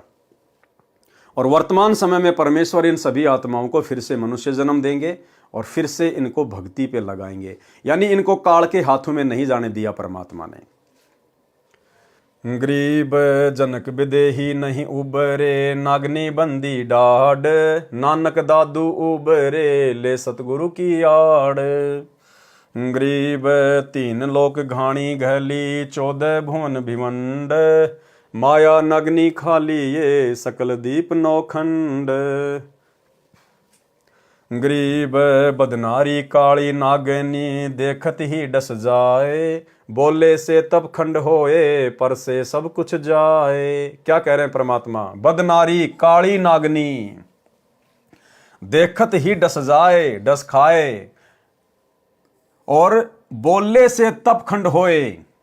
अगर किसी बदनारी से हम बातचीत भी करते हैं, उसके साथ में बातचीत करने मात्र से हमारा तप यानी भक्ति खंडित होगी, हमारे विचारों में मलिनता पैदा होगी, वो अपना प्रभाव जमाने का प्रयास करेगी, काल अपना जाल उसके माध्यम से हमारे ऊपर फेंकने का प्रयास करेगा। इसलिए गुरुदेव भगवान कहते हैं, जो माता बहनें जिनकी नीयत सही नहीं होती है, भाई उनके हाव भाव से, उनके बोलचाल से ही व्यक्ति को पता चल जाता है। तो गुरुदेव भगवान कहते हैं, ऐसी औरतों से भगत ने दूर ही रहना चाहिए, उनसे बातचीत भी नहीं करनी चाहिए, बातचीत भी, अन्यथा तुम्हारा तप खंड होगा यानी भक्ति खंड होगी। और यदि आपने उनके साथ में संबंध बना लिए, पर से सब कुछ जाए, अगर आपने शारीरिक संबंध बना लिए तो आपका धर्म कर्म सब कुछ नष्ट। गरीब बदनारी काली नागनी, देखत ही डस खाए, बोले से तप खंड होए, पर से सर्वस जाए। गरीब बदनारी काली नागनी, मारत है भरी डंक, सुनर मुनिजन डस लिए, खाए राव और रंक। गरीब बदनारी काली नागनी, मारत है भरी डंक, शब्द गारड़ू जो मिले, जाकू कछु न संख। गरीब नाग दमन को नमत है, गाली पिटारे खेल, साचा सतगुरु गारड़ू, लहरी ने व्याप पेल। गरीब कामी कोयला हो गया, चढ़े न दूजा रंग, पर नारी स्यों बंध गया, कोटि कहो प्रसंग।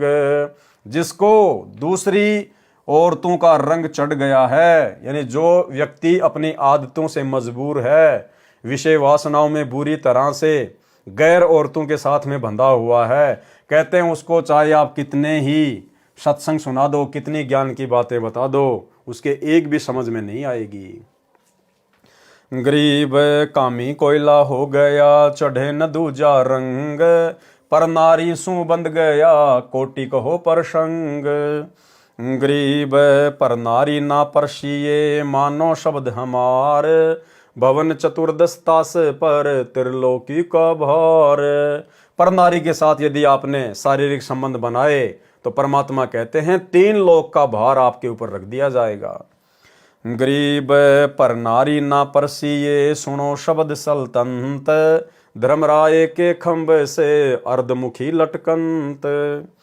गरीब आवत मुख नहीं देखिए, जाति की नहीं पीठ, क्या अपनी क्या और की, सब ही बदनारी अंगीठ। एक भगत के अंदर विशेष लक्षण होना चाहिए। परमात्मा कह रहे हैं कि सामने से यदि कोई बहन बेटी आ रही है तो भगत ने उसकी मुंह की तरफ नहीं देखना चाहिए। अगर स्वाभाविक ध्यान अगर चला जाए तो कोई बात नहीं, लेकिन एक टक भगत ने नहीं देखना चाहिए उसकी तरफ। और जैसे ही वो आपको पास कर जाए तो आपने पीछे मुड़ के उसकी पीठ की तरफ नहीं देखना चाहिए। ये परमात्मा ने एक भगत का लक्षण बताया, अन्यथा आपके मन में दोष आएगा।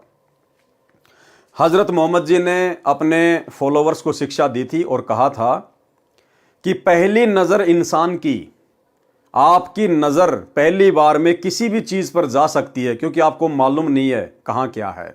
पहली नजर इंसान की और दूसरी नजर शैतान की। और उसके बाद यदि आपने विषय वासना में आके या लोभ लालच में आके अगर उस चीज की तरफ देखा है दोबारा से, तो फिर वो शैतान की नजर है, वो काल का जाल है फिर। तो परमात्मा कहते हैं कोई बहन बेटी अगर सामने से आ रही है तो हमने उसके चेहरे की तरफ नहीं देखना चाहिए, अपना नीची गर्दन करके नीची नजरें करके हमने एक सहज भाव में हमने आगे बढ़ना है। और जैसे वो बहन बेटी हमारे को पार कर जाए तो फिर भगत ने पीछे मुड़ के नहीं देखना चाहिए उसकी तरफ, उसकी पीठ की तरफ नहीं देखना चाहिए भगत ने। गरीब आवत मुख ना देखिए, जाति की नहीं पीठ, क्या अपनी क्या और की, सब ही बदनारी अंगीठ। अब गुरुदेव भगवान ने अपनी औरत को भी लपेट लिया। अपनी औरत मानी भगत की खुद की स्त्री, वो भी भक्ति मार्ग में बाधक है। कैसे, अब आगे बता रहे हैं। गरीब क्या अपनी क्या और की, सबका एक मंत, पारस पूंजी खाते है पारा बिंद खिसकंत। और चाहे अपनी हो चाहे किसी और की हो, भक्ति मार्ग में आपके लिए बहुत बाधक है। कैसे? यदि आप सतगुरु की भक्ति में आने के बाद भी उसके साथ में शारीरिक संबंध रखते हैं तो पारा बिंद खिसकंत, आपके शरीर में जो अनमोल पदार्थ जिसको वीर्य कहते हैं, पारा बिंद खिसकंत, आपके ऊपर कर चढ़ेगा ही चढ़ेगा। आप दोषी बनेंगे ही बनेंगे, क्या अपनी क्या और की। इसलिए परमात्मा का अटल विधान है भक्ति मार्ग में कि भग भोग्या भग उपजय और भग से बचा न कोई। और भाई जो कोई भग से बचे असल में भगत कहावै सोए।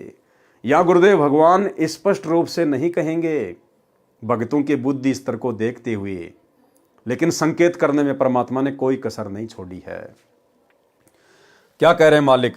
गरीब क्या अपनी क्या और की, सबका एक मंत, पारस पूंजी जाते है पारा बिंद खिसकंत।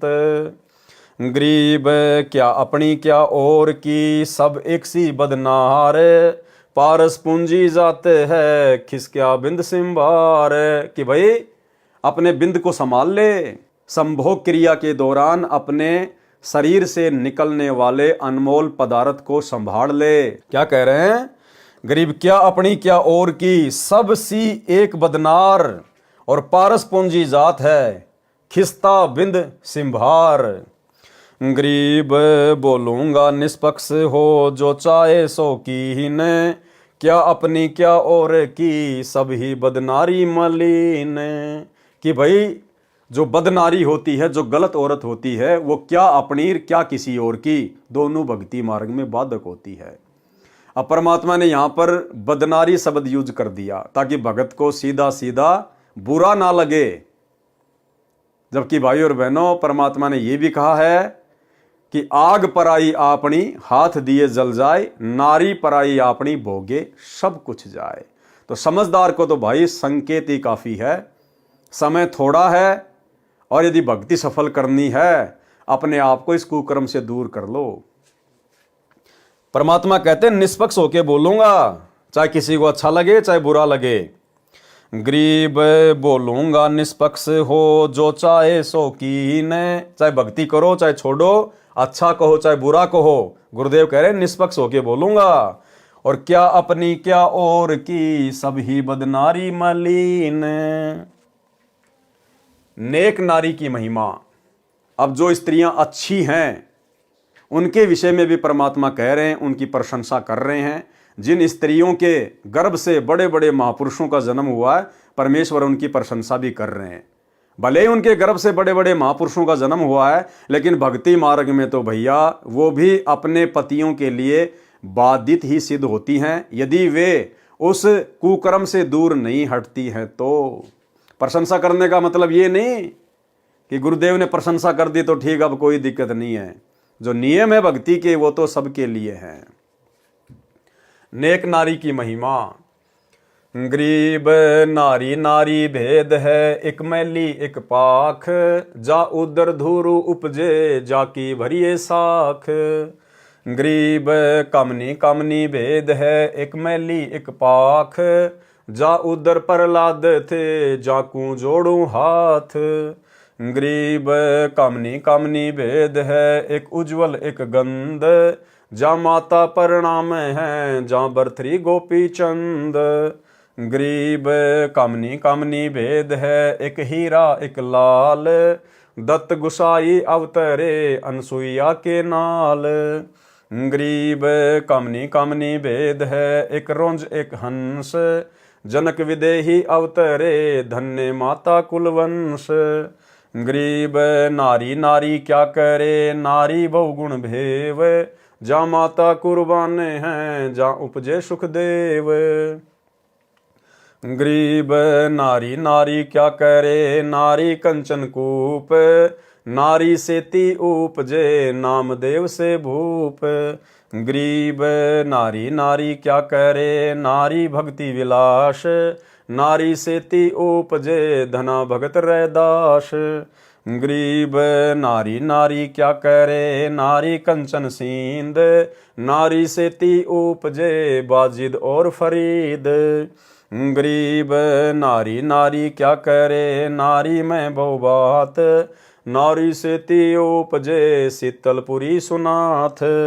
गरीब नारी नारी क्या करे, नारी को निरताए, नारी से ती उपजे रामानंद पंथ चलाए। गरीब नारी नारी क्या करे, नारी नर की खान, नारी से ती उपजे नानक पद निर्वाण। गरीब नारी नारी क्या करे, नारी सरगुण बेल, नारी से ती उपजे दादू भगत हमेल। गरीब नारी नारी क्या करे, नारी का प्रकाश, नारी से ती उपजे नारद मुनि से दास। गरीब नारी नारी क्या करे, नारी निर्गुण नेश, नारी से ती उपजे ब्रह्मा विष्णु महेश। गरीब नारी नारी क्या करे, नारी मूला माए, ब्रह्म जुगनी आदि है चरण कमल ल्योलाए। गरीब नारी नारी क्या करे, नारी बिन क्या होए, आदि माया ओंकार है देखो सुरति समोए। गरीब शब्द स्वरूपी उतरे, सतगुरु सत्य कबीर, दास गरीब दयालु है डिगे बंधावे धीर। भावार्थ, संत गरीबदास जी ने परमेश्वर कबीर जी से प्राप्त ज्ञान को अपने शब्दों में इस प्रकार बताया है कि जो पुरुष कामी यानी सेक्सी यानी दुराचारी है वह भी पाप का भागी है, और नारी यदि व्यभिचारिणी है तो वह भी पाप की भागी है। अब भक्ति मार्ग में क्या है भाई और बहनों, भक्ति मार्ग में सतगुरु से उपदेश लेने के बाद ये दोनों ही कर्म स्त्री के और पुरुष के ये व्यभिचार की श्रेणी में आ जाते हैं। सतगुरु से उपदेश लेने के बाद स्त्री मिलन एक प्रकार से व्यभिचार में शामिल हो जाता है। लेकिन ये तो परमात्मा दयालु है, इसलिए इस परमेश्वर ने हमें थोड़ी बहुत ये छूट दे रखी है। छूट ये नहीं कि भाई आप जी स्त्री मिलन करते रहो और अपनी भक्ति भी करते रहो, नहीं। परमेश्वर हमारी तुच्छ बुद्धि को देखते हुए कि अभी इनको इतना ज्ञान नहीं है, अभी इनके पास में भक्ति इतनी शेष नहीं है जिस भक्ति की शक्ति से ये स्वयं को रोक सकें, और ना इनके पास इतना ज्ञान छोड़ा इस काल ने ताकि ये अपनी बुद्धि का इस्तेमाल कर सकें। इसलिए परमेश्वर हम भक्तों पे दया करते हैं। परमेश्वर हमें ज़्यादा कुछ नहीं कहते हैं कि जैसे जैसे इनको ज्ञान होता चला जाएगा, धीरे धीरे जैसे जैसे इनकी भक्ति बढ़ेगी तो कभी न कभी तो इनको अंदर से चेतना जागृत होगी कि मैं क्या कर रहा हूँ, क्या करना चाहिए और क्या कर रहा हूँ। ये भक्ति हर जन्म में नहीं मिलती, ये औरतें हर जन्म में मिल जाएंगी, औरतें हर योनि में मिल जाएंगी, भक्ति हर योनि में नहीं मिलती है। तो परमेश्वर इंतजार कर रहे हैं कि इनको कब ये विवेक हो कि ये मनुष्य योनि क्यों मिली है। ये विषय विकार करने के लिए नहीं, ये भोग भोगने के लिए नहीं, केवल मोक्ष प्राप्ति के लिए ये मनुष्य शरीर मिलता है, स्त्री या पुरुष का। तो भाई और बहनों, दया परमात्मा की जो थोड़ी थोड़ी बुद्धि सत्सेवकों की खुलने लगी है। जिन माताओं के गर्भ से उच्च संतों का जन्म हुआ है वे नारी आदरणीय हैं। नारी से ब्रह्मा विष्णु महेश का जन्म हुआ, नारी से दत्तात्रेय जैसे महापुरुष का जन्म हुआ, नारी से धना भगत नानक देव, स्वामी रामानंद, संत दादू जी आदि महापुरुषों का जन्म हुआ। अब देखो, परमात्मा ने उन सभी नारियों को आदरणीय बताया, और यहां परमात्मा ने दुर्गा को भी आदरणीय बता दिया। वे नारी आदरणीय हैं। नारी से ब्रह्मा विष्णु महेश का जन्म हुआ। अब ये दुर्गा ही तो सारा यहां पर बखेड़ा फैलाई हुए बैठी है, लेकिन इस प्रसंगवश गुरुदेव ने केवल दुर्गा को यहां पर आदरणीय कहा है, जिससे ब्रह्मा विष्णु महेश का जन्म हुआ है। बाकी जीवों को यही फंसाती है, तरह तरह के रूप बना के यही ऊपर जाने वाली आत्माओं को फंसाती है अपने मोहजाल में। तो इसका मतलब भाई और बहनों, आप और हमने यदि बचना है तो सतगुरु के वचनों को ध्यान में रख के भक्ति करनी होगी। सतगुरु के वचनों को ध्यान में रख के। गरीब नारी नारी क्या करे, नारी नर की खान, नारी से ती उपजे नानक पद निर्वाण। भावार्थ, नारी नारी के पीछे क्यों पड़े हो, नारी तो नर की खान है। खान का भावार्थ है कि 100 पुत्रों को जन्म एक नारी ने दिया है, यदि नारी ना होती तो नारी को जो बुरी कहते हैं वे कहां से जन्म लेते। अब देखो क्या कह रहे हैं आगे परमात्मा। भावार्थ स्पष्ट है कि दुराचारी चाहे स्त्री हो या पुरुष दोनों ही पाप के भागी हैं। दुराचारी चाहे स्त्री हो या पुरुष दोनों ही पाप के भागी हैं। और भक्ति मार्ग में उपदेश लेने के बाद स्त्री मिलन भी व्यभिचार है। यदि भक्ति करते हैं तो उनके पाप क्षमा हो जाते हैं। अगर भक्ति करते हैं तो उनके पाप क्षमा हो जाते हैं। कौन से पाप? नाम उपदेश लेने से पहले आपने जो भी दुराचार किए, जो भी कुकर्म किए, वो परमात्मा साफ कर देता है। उपदेश लेने के बाद यदि आप फिर से उन्हीं कुकर्मों में लिप्त हो जाओगे तो भाई वो परमात्मा कैसे धोएगा। यदि भक्ति करते हैं तो उनके पाप क्षमा हो जाते हैं।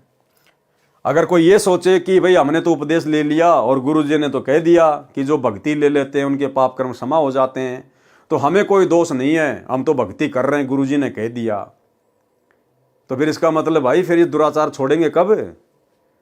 फिर हम इस कुकर्म को छोड़ेंगे कब? परमेश्वर की वाणियों को समझने की आवश्यकता है। सतगुरु से उपदेश लेने के बाद स्त्री मिलन दुराचार की श्रेणी में आता है। इसलिए तो भगवान ने कहा कि भग भोग्या भग उपजय, और भग से बचा न कोई, और जो कोई भग से बचे भगत कावे सोई। तुम भगत ही नहीं कहलाओगे जब तक इस दुराचार से अपने आप को दूर नहीं करोगे सतगुरु आशीर्वाद से।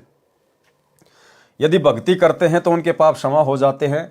सत्संग विचारों तथा भक्ति के प्रभाव से विकार समाप्त हो जाते हैं। कबीर परमेश्वर जी ने कहा है कि यदि आप किसी व्यक्ति को इस कारण से गंदा मानते हो कि उसने किसी परनारी से संबंध किया है, अब देखो निचोड़ दे रहे हैं परमात्मा कि कोई ये समझे कि भाई ये तो दूसरों की औरतों के साथ में दुराचार करता है इसलिए ये गंदा है या फिर ये गंदी है। परमात्मा कहते हैं तुम जो अपनी के साथ में कर रहे हो ना वो क्या है। देखो कबीर परमेश्वर जी ने कहा है कि यदि आप किसी व्यक्ति को इस कारण से गंदा मानते हो कि उसने किसी परनारी से संबंध किया है, तो मालिक ने फिर क्या वाणी कही। कबीर आग पराई आपनी हाथ दिए जल जाए, नारी पराई आपनी परसे बिंद नशाए। भावार्थ जैसे अग्नि अपने घर की हो चाहे दूसरे घर की, हाथ देने से हाथ जलेगा, इसी प्रकार स्त्री अपनी हो या अन्य की, मिलन करने से एक जैसी ही हानि होती है। स्पष्ट कर दिया गुरुदेव ने। स्त्री चाहे अपनी हो चाहे किसी अन्य की, मिलन करने से यानी शारीरिक संबंध बनाने से हानि एक जैसी ही होती है। परंतु भक्ति मार्ग पर लगने से सुधार हो जाता है, दोनों ही पार हो जाते हैं। कैसे? दोनों फिर ज्ञान को आधार बनाकर भाई बहन के रिश्ते कायम कर लेते हैं कि भगत जी मोक्ष प्राप्त करना है। असंख्य युग हो गए हमें ये कुत्ता कर्म करते हुए, गधे बने तो यही कर्म, कुत्ते बने तो ये कर्म, सुअर बने तो ये कर्म। ये मनुष्य जन्म क्यों दिया फिर भगवान ने? वही कुत्ता कर्म करने के लिए नहीं, भक्ति करने के लिए। तो भाई और बहनों समझदार को संकेत ही काफी है। बाकी इस विषय पर परमात्मा ने पहले बहुत सारी वीडियो बनवा रखे हैं। गीता अध्याय 9 श्लोक 30 में भी कहा है कि यदि कोई अतिशय दुराचारी भी क्यों ना हो, यदि वह परमात्मा में विश्वास रखता है तो साधु मानने योग्य है। यानी भक्ति में आने के बाद फिर वो दुराचार छोड़ देता है, इसलिए वो साधु कहलाने के योग्य है।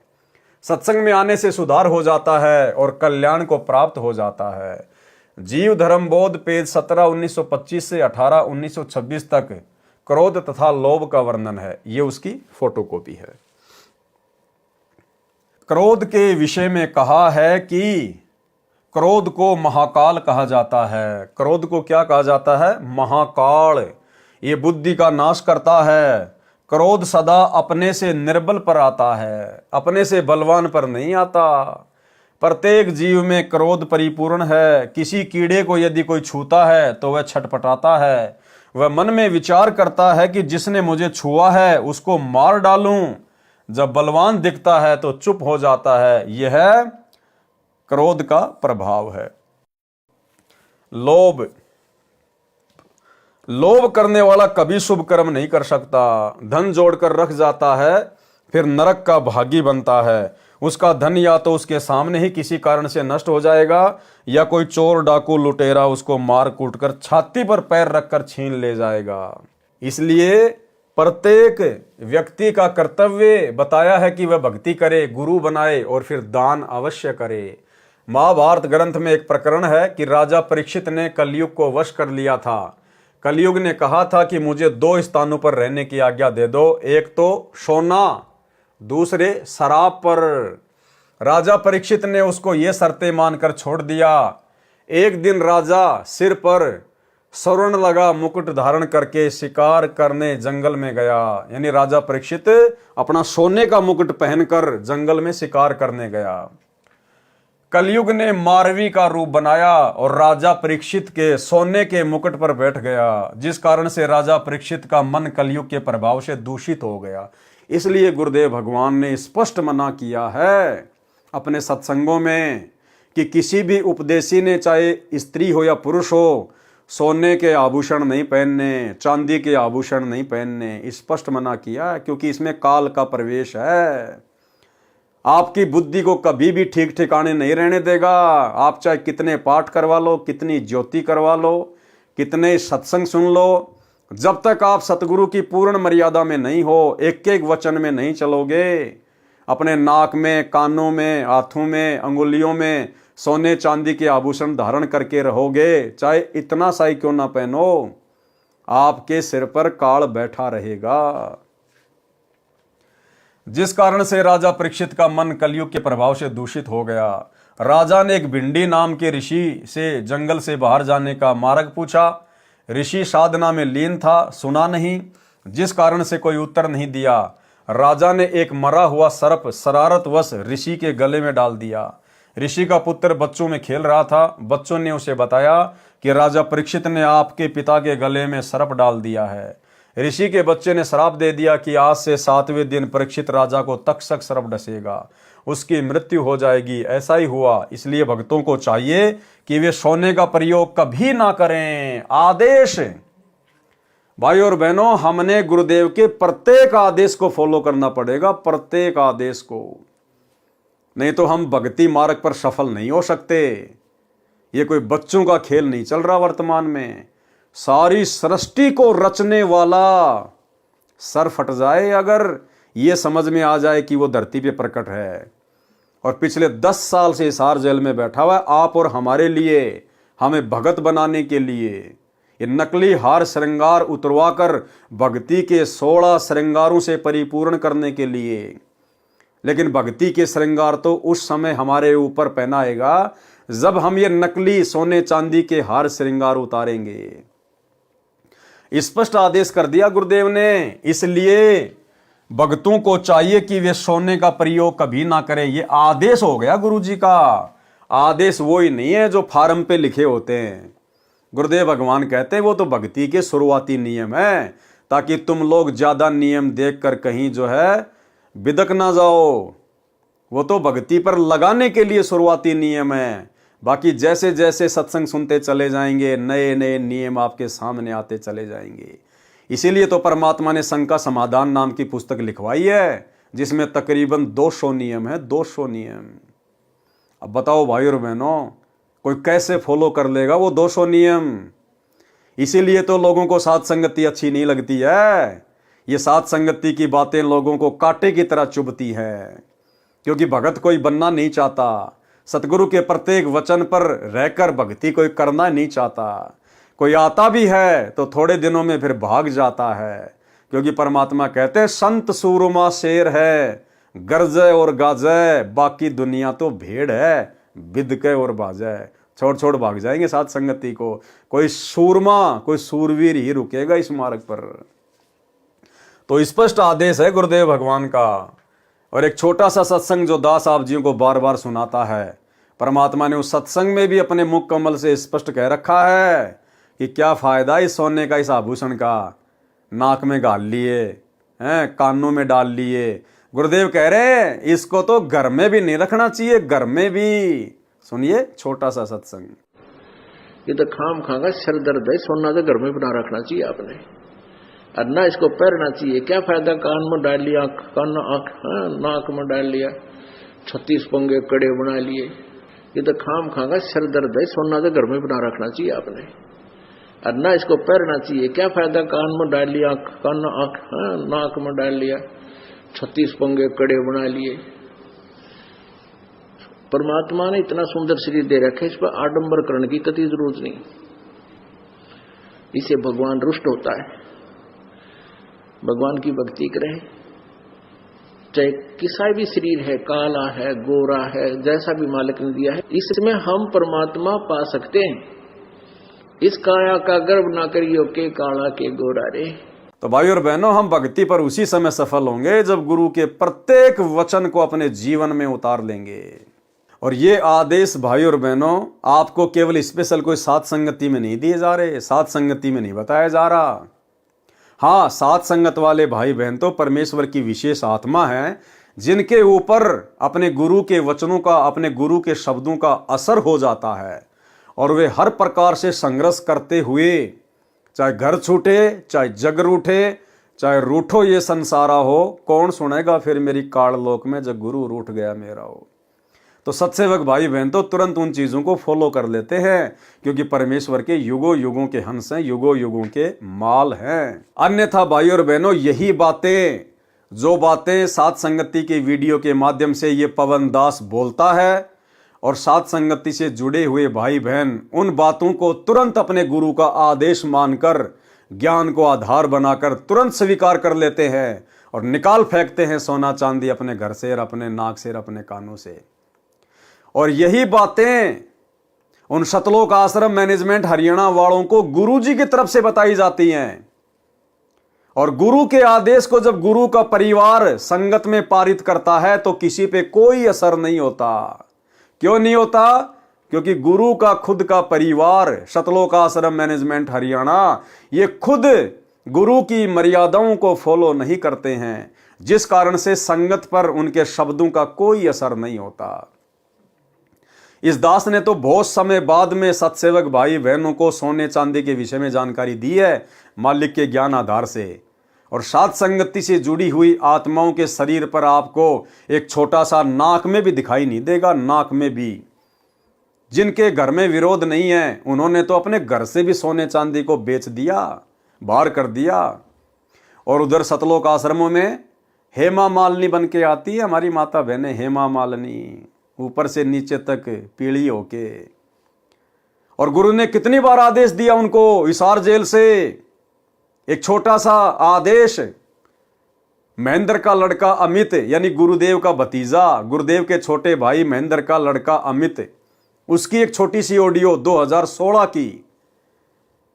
और वो कह रहा है कि आज गुरुजी ने पूरी संगत को, जब मैं गुरुजी से मिलाई पे गया जेल में, तो गुरुजी ने मुझे आदेश दिया है कि मेरी संगत को बता देना कि कोई भी सोना नहीं पहनेगा, ना हाथ में ना कान में, हैं, कहीं भी कोई सोना नहीं पहनेगा। ये मेरा सख्त आदेश है, संगत को बता देना। तो उस अमित ने कहा कि गुरुजी मैंने तो बता दिया, मेरी तो कोई नहीं मानता। उस अमित ने गुरुजी से कहा कि गुरुजी मेरी कोई नहीं मानता। अरे मानेंगे कैसे जब तुम नहीं मान रहे? राजनीति तुमने कर दी, अपने गुरु की मानी। स्टेडियम तुमने बना दिए, अपने गुरु की मानी। हॉस्पिटल का काम तुमने शुरू कर दिया, अपने गुरु की मानी। गुंडों की सीबीआई जांच में भक्तों को बैठा दिया, 5 लाख रुपया राजपूत करणी सेना को दे दिया, तुमने गुरु की मानी। हरियाणा के जाट आरक्षण में भक्तों को बैठा दिया, करोड़ों रुपया चंदे में दे दिया, तुमने मानी। जाट गोहाना धर्मशाला बन रही है, एक ऊपर का 5वां फ्लोर 1 करोड़ रुपए में बनेगा, तुमने ठेका ले लिया जबरदस्ती भाईचारा निभाने के लिए। तुम गुरु की मान रहे हो क्या? जो संगत तुम्हारी बात मानेगी। तो ये छोटी सी ऑडियो अमित की कि आज गुरुजी ने आदेश दिया कि मेरी सारी संगत को कह देना कि कोई भी सोना नहीं पहनेगा, भाई हो चाहे बहन हो। तो अमित कह रहा कि गुरुजी मैंने तो कह दिया, मेरी तो कोई ना मानता।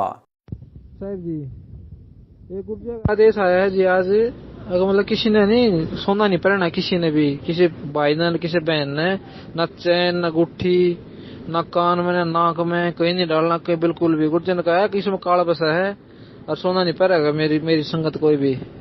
मेरा आदेश है यो, इन्हें सख्ती से पालन करो। इन्हें गुरुजी ने कही हमें लेकिन धन कोई नहीं मानता। गुरुजी ने को सोना नहीं पहनेगा कोई भी आज के बाद। साहब जी, एक गुर्जर का आदेश आया है जी आज, अगर मतलब किसी ने नहीं सोना नहीं पहनना, किसी ने भी, किसी भाई ने किसी बहन ने, न चैन न गुट्ठी, न कान में न नाक में कहीं नहीं डालना, कहीं बिल्कुल भी। गुर्जर ने कहा कि इसमें काला बसा है और सोना नहीं पहनेगा मेरी संगत कोई भी। मेरा आदेश है यो, इन्हें सख्ती से पालन करो। इन्हें कही गुर्जर ने कही है, मैंने लेकिन ने कोई नहीं मानता। गुर्जर को सोना नहीं पहनेगा कोई भी आज के बाद। तो भाई और बहनों, इससे स्वयं सिद्ध है कि ये लोग खुद मर्यादा में नहीं है, इसलिए इन लोगों के शब्दों का संगत पे असर नहीं होता। अन्यथा इधर सात संगति के माध्यम से जो भी संदेशा दिया जाता है ज्ञान आधार से, भाई बहन तुरंत विचार करके कि ये जो आदेश दिया जा रहा है हमारे पवन भाई के द्वारा, ये हमारे गुरुजी के सत्संगों से मेल खाता है या नहीं खाता है, ये ज्ञान आधार से उचित है या नहीं है। यदि सत्संगों से मेल खाता है और ज्ञान आधार से उचित है और भक्ति में सहयोगी है, भाई बहन उसको तुरंत फॉलो कर लेते हैं, तुरंत फॉलो। ये होता है शब्दों का असर। तो यहां गुरुदेव स्पष्ट कर रहे हैं। इसलिए भक्तों को चाहिए कि वे सोने यानी गोल्ड का प्रयोग कभी ना करें। अब प्रयोग ही नहीं करना तो फिर घर में रख के क्या करना भाई? अरे जब प्रयोग ही नहीं करना है तो घर में भी रख के क्या करना है? फिर काम क्या आएगा जब उसका प्रयोग ही नहीं करना? तो घर से भी निकालो, बेच दो उसको अपने घर के कार्य में, या परमात्मा को दान धर्म में वो पैसा यूज लीजिएगा। फिर कहा है कि मुसलमान धर्म में भी कहा है कि सोने में शैतान का निवास है। इबलिस का नाम शैतान बताया है। वह कहता है कि जो सूम यानी कंजूस, जो धर्म नहीं करता, वह मेरा मित्र है, उसको नरक लेकर जाऊंगा। देखो मुसलमान धर्म का भी बता दिया गुरुदेव ने कि मुसलमान धर्म में भी कहा गया है कि सोने में शैतान का निवास है। परमेश्वर कबीर जी ने कहा है कि यदि जब तब साधु भी करता है और दक्षिणा से पुण्य नहीं करता तो उसका वह प्रयत्न व्यर्थ है। जो कछु पाप करे सो दाता, दान किए सो सकल निपाता। दान से पाप नष्ट हो जाते हैं। सभी धर्मों का यही मत है कि जो लोभ करता है, दान नहीं करता, वह नरक में गिरता है। मोह, जिस परिवार में प्राणी जन्म लेता है उसी में मोह हो जाता है। संपत्ति, माता पिता, भाई बहन, फिर पति पत्नी तथा संतान के मोह में जकड़ जाता है। जब सतगुरु मिलता है तो सर्व ज्ञान हो जाता है। फिर केवल अपना फर्ज तथा कर्ज जानकर सांसारिक कर्म करता है तथा भक्ति तथा शुभ कर्मों पर अधिक धन लगाता है। इस प्रकार उपरोक्त विकारों से छुटकारा पाकर कल्याण को प्राप्त होता है। जीव धर्मबोध पेज 20 से 28 तक का सारांश। कर भला हो भला, करे बुरा हो बुरा। परमेश्वर कबीर जी ने कहा है कि कर भला यानी दूसरे का भला करने से अपना भला होता है, दूसरे का बुरा करने से अपना बुरा होता है। उदाहरण, एक सेठ के पास एक बैल था, उसके ऊपर सामान लादकर बाजार ले जाया करता था। पुराने जमाने में ऐसे ही सामान लाने ले जाने की सुविधा होती थी। उस समय बैलगाड़ी का विकास नहीं हुआ था। व्यापारी लोग बैलों पर गधे की तरह बोरा यानी थैला रखकर सामान का लाना ले जाना करते थे। उस सेठ के पड़ोस में एक धोबी रहता था। उसके पास एक गधा था। गधा कभी कभी ऊंचे स्वर में बोलता था। सेठ माया का जोड़ करता था। गधा बोलने लगता, सेठ गिनती भूल जाता। सेठ कहता था कि धोबी का गधा मर जाए तो शांति हो जाए। एक दिन सेठ का बैल मर गया। फिर वह मोगल नामक सेठ परमात्मा को दोष देने लगा कि हे भगवान, तूने ये क्या किया? एक किसान दूसरे किसान की फसल खेत के बीच से काटकर अपने घर ले जाता था। दूसरा किसान उसकी फसल की रखवाली अपनी फसल के साथ साथ करता था। कोई पशु उसके खेत में फसल खाने के लिए घुस जाता तो दूसरा किसान उसकी फसल से आवारा पशु को निकालता था। जो चोरी करता था उसकी फसल को रोग लग गया। दूसरे किसान की फसल सामान्य से अधिक निकली। तब उस चोर को एहसास हुआ तथा अपनी गलती मानी। तब दूसरे किसान ने कहा, हे भाई, सतगुरु जी कहते हैं कि चोर कभी धनवान नहीं होता। चोरी करता है 100 रुपए की, उसको हानि होती है 1000 रुपए की। उसको जिसके धन की चोरी चोर करता है उसको परमात्मा अधिक देता है। इस प्रकार भला करने वाले का भला तथा बुरा करने वाले का बुरा होता है। ये जीव धर्मबोध है, पेज नंबर 1995। ये कुछ वाणियां लिखी हैं परमात्मा ने। कर्म बंधन तथा छुटकारा। भावार्थ, परमेश्वर कबीर जी ने बताया है कि सर्व प्राणी कर्मों के वश जन्मते मरते तथा कर्म करते हैं। कर्मों के बंधन को सतगुरु छुड़ा देता है। तो भाई और बहनों, आज के वीडियो में केवल इतना ही। गुरुदेव भगवान के आशीर्वाद से कल रात्रि 8 बजे फिर से एक नए वीडियो की तरफ आगे बढ़ेंगे। परमेश्वर के आशीर्वाद से कुछ न कुछ नया हमें सीखने को मिलेगा। और भाई और बहनों, पूज्य गुरुदेव जी के कर कमल से लिखित इन पवित्र ग्रंथों को पढ़ने या सुनने का वास्तव में लाभ उसी समय है जब हम गुरुदेव के प्रत्येक वचन को, प्रत्येक शिक्षाओं को अपने आध्यात्मिक जीवन में साथ साथ लागू भी करते चलें, इनके ऊपर अमल भी करते चलें, तभी हमारा मोक्ष संभव है। अन्यथा सुनने से और सुनाने से कोई फायदा नहीं होने वाला है। तो आज के वीडियो में केवल इतना ही। कल रात्रि 8 बजे फिर से जुड़िए। तब तक गुरुदेव भगवान हम सभी को आज्ञा दें, इजाज़त दें, आशीर्वाद दें। बंदी छोड़ सतगुरु रामपाल जी भगवान की जय हो।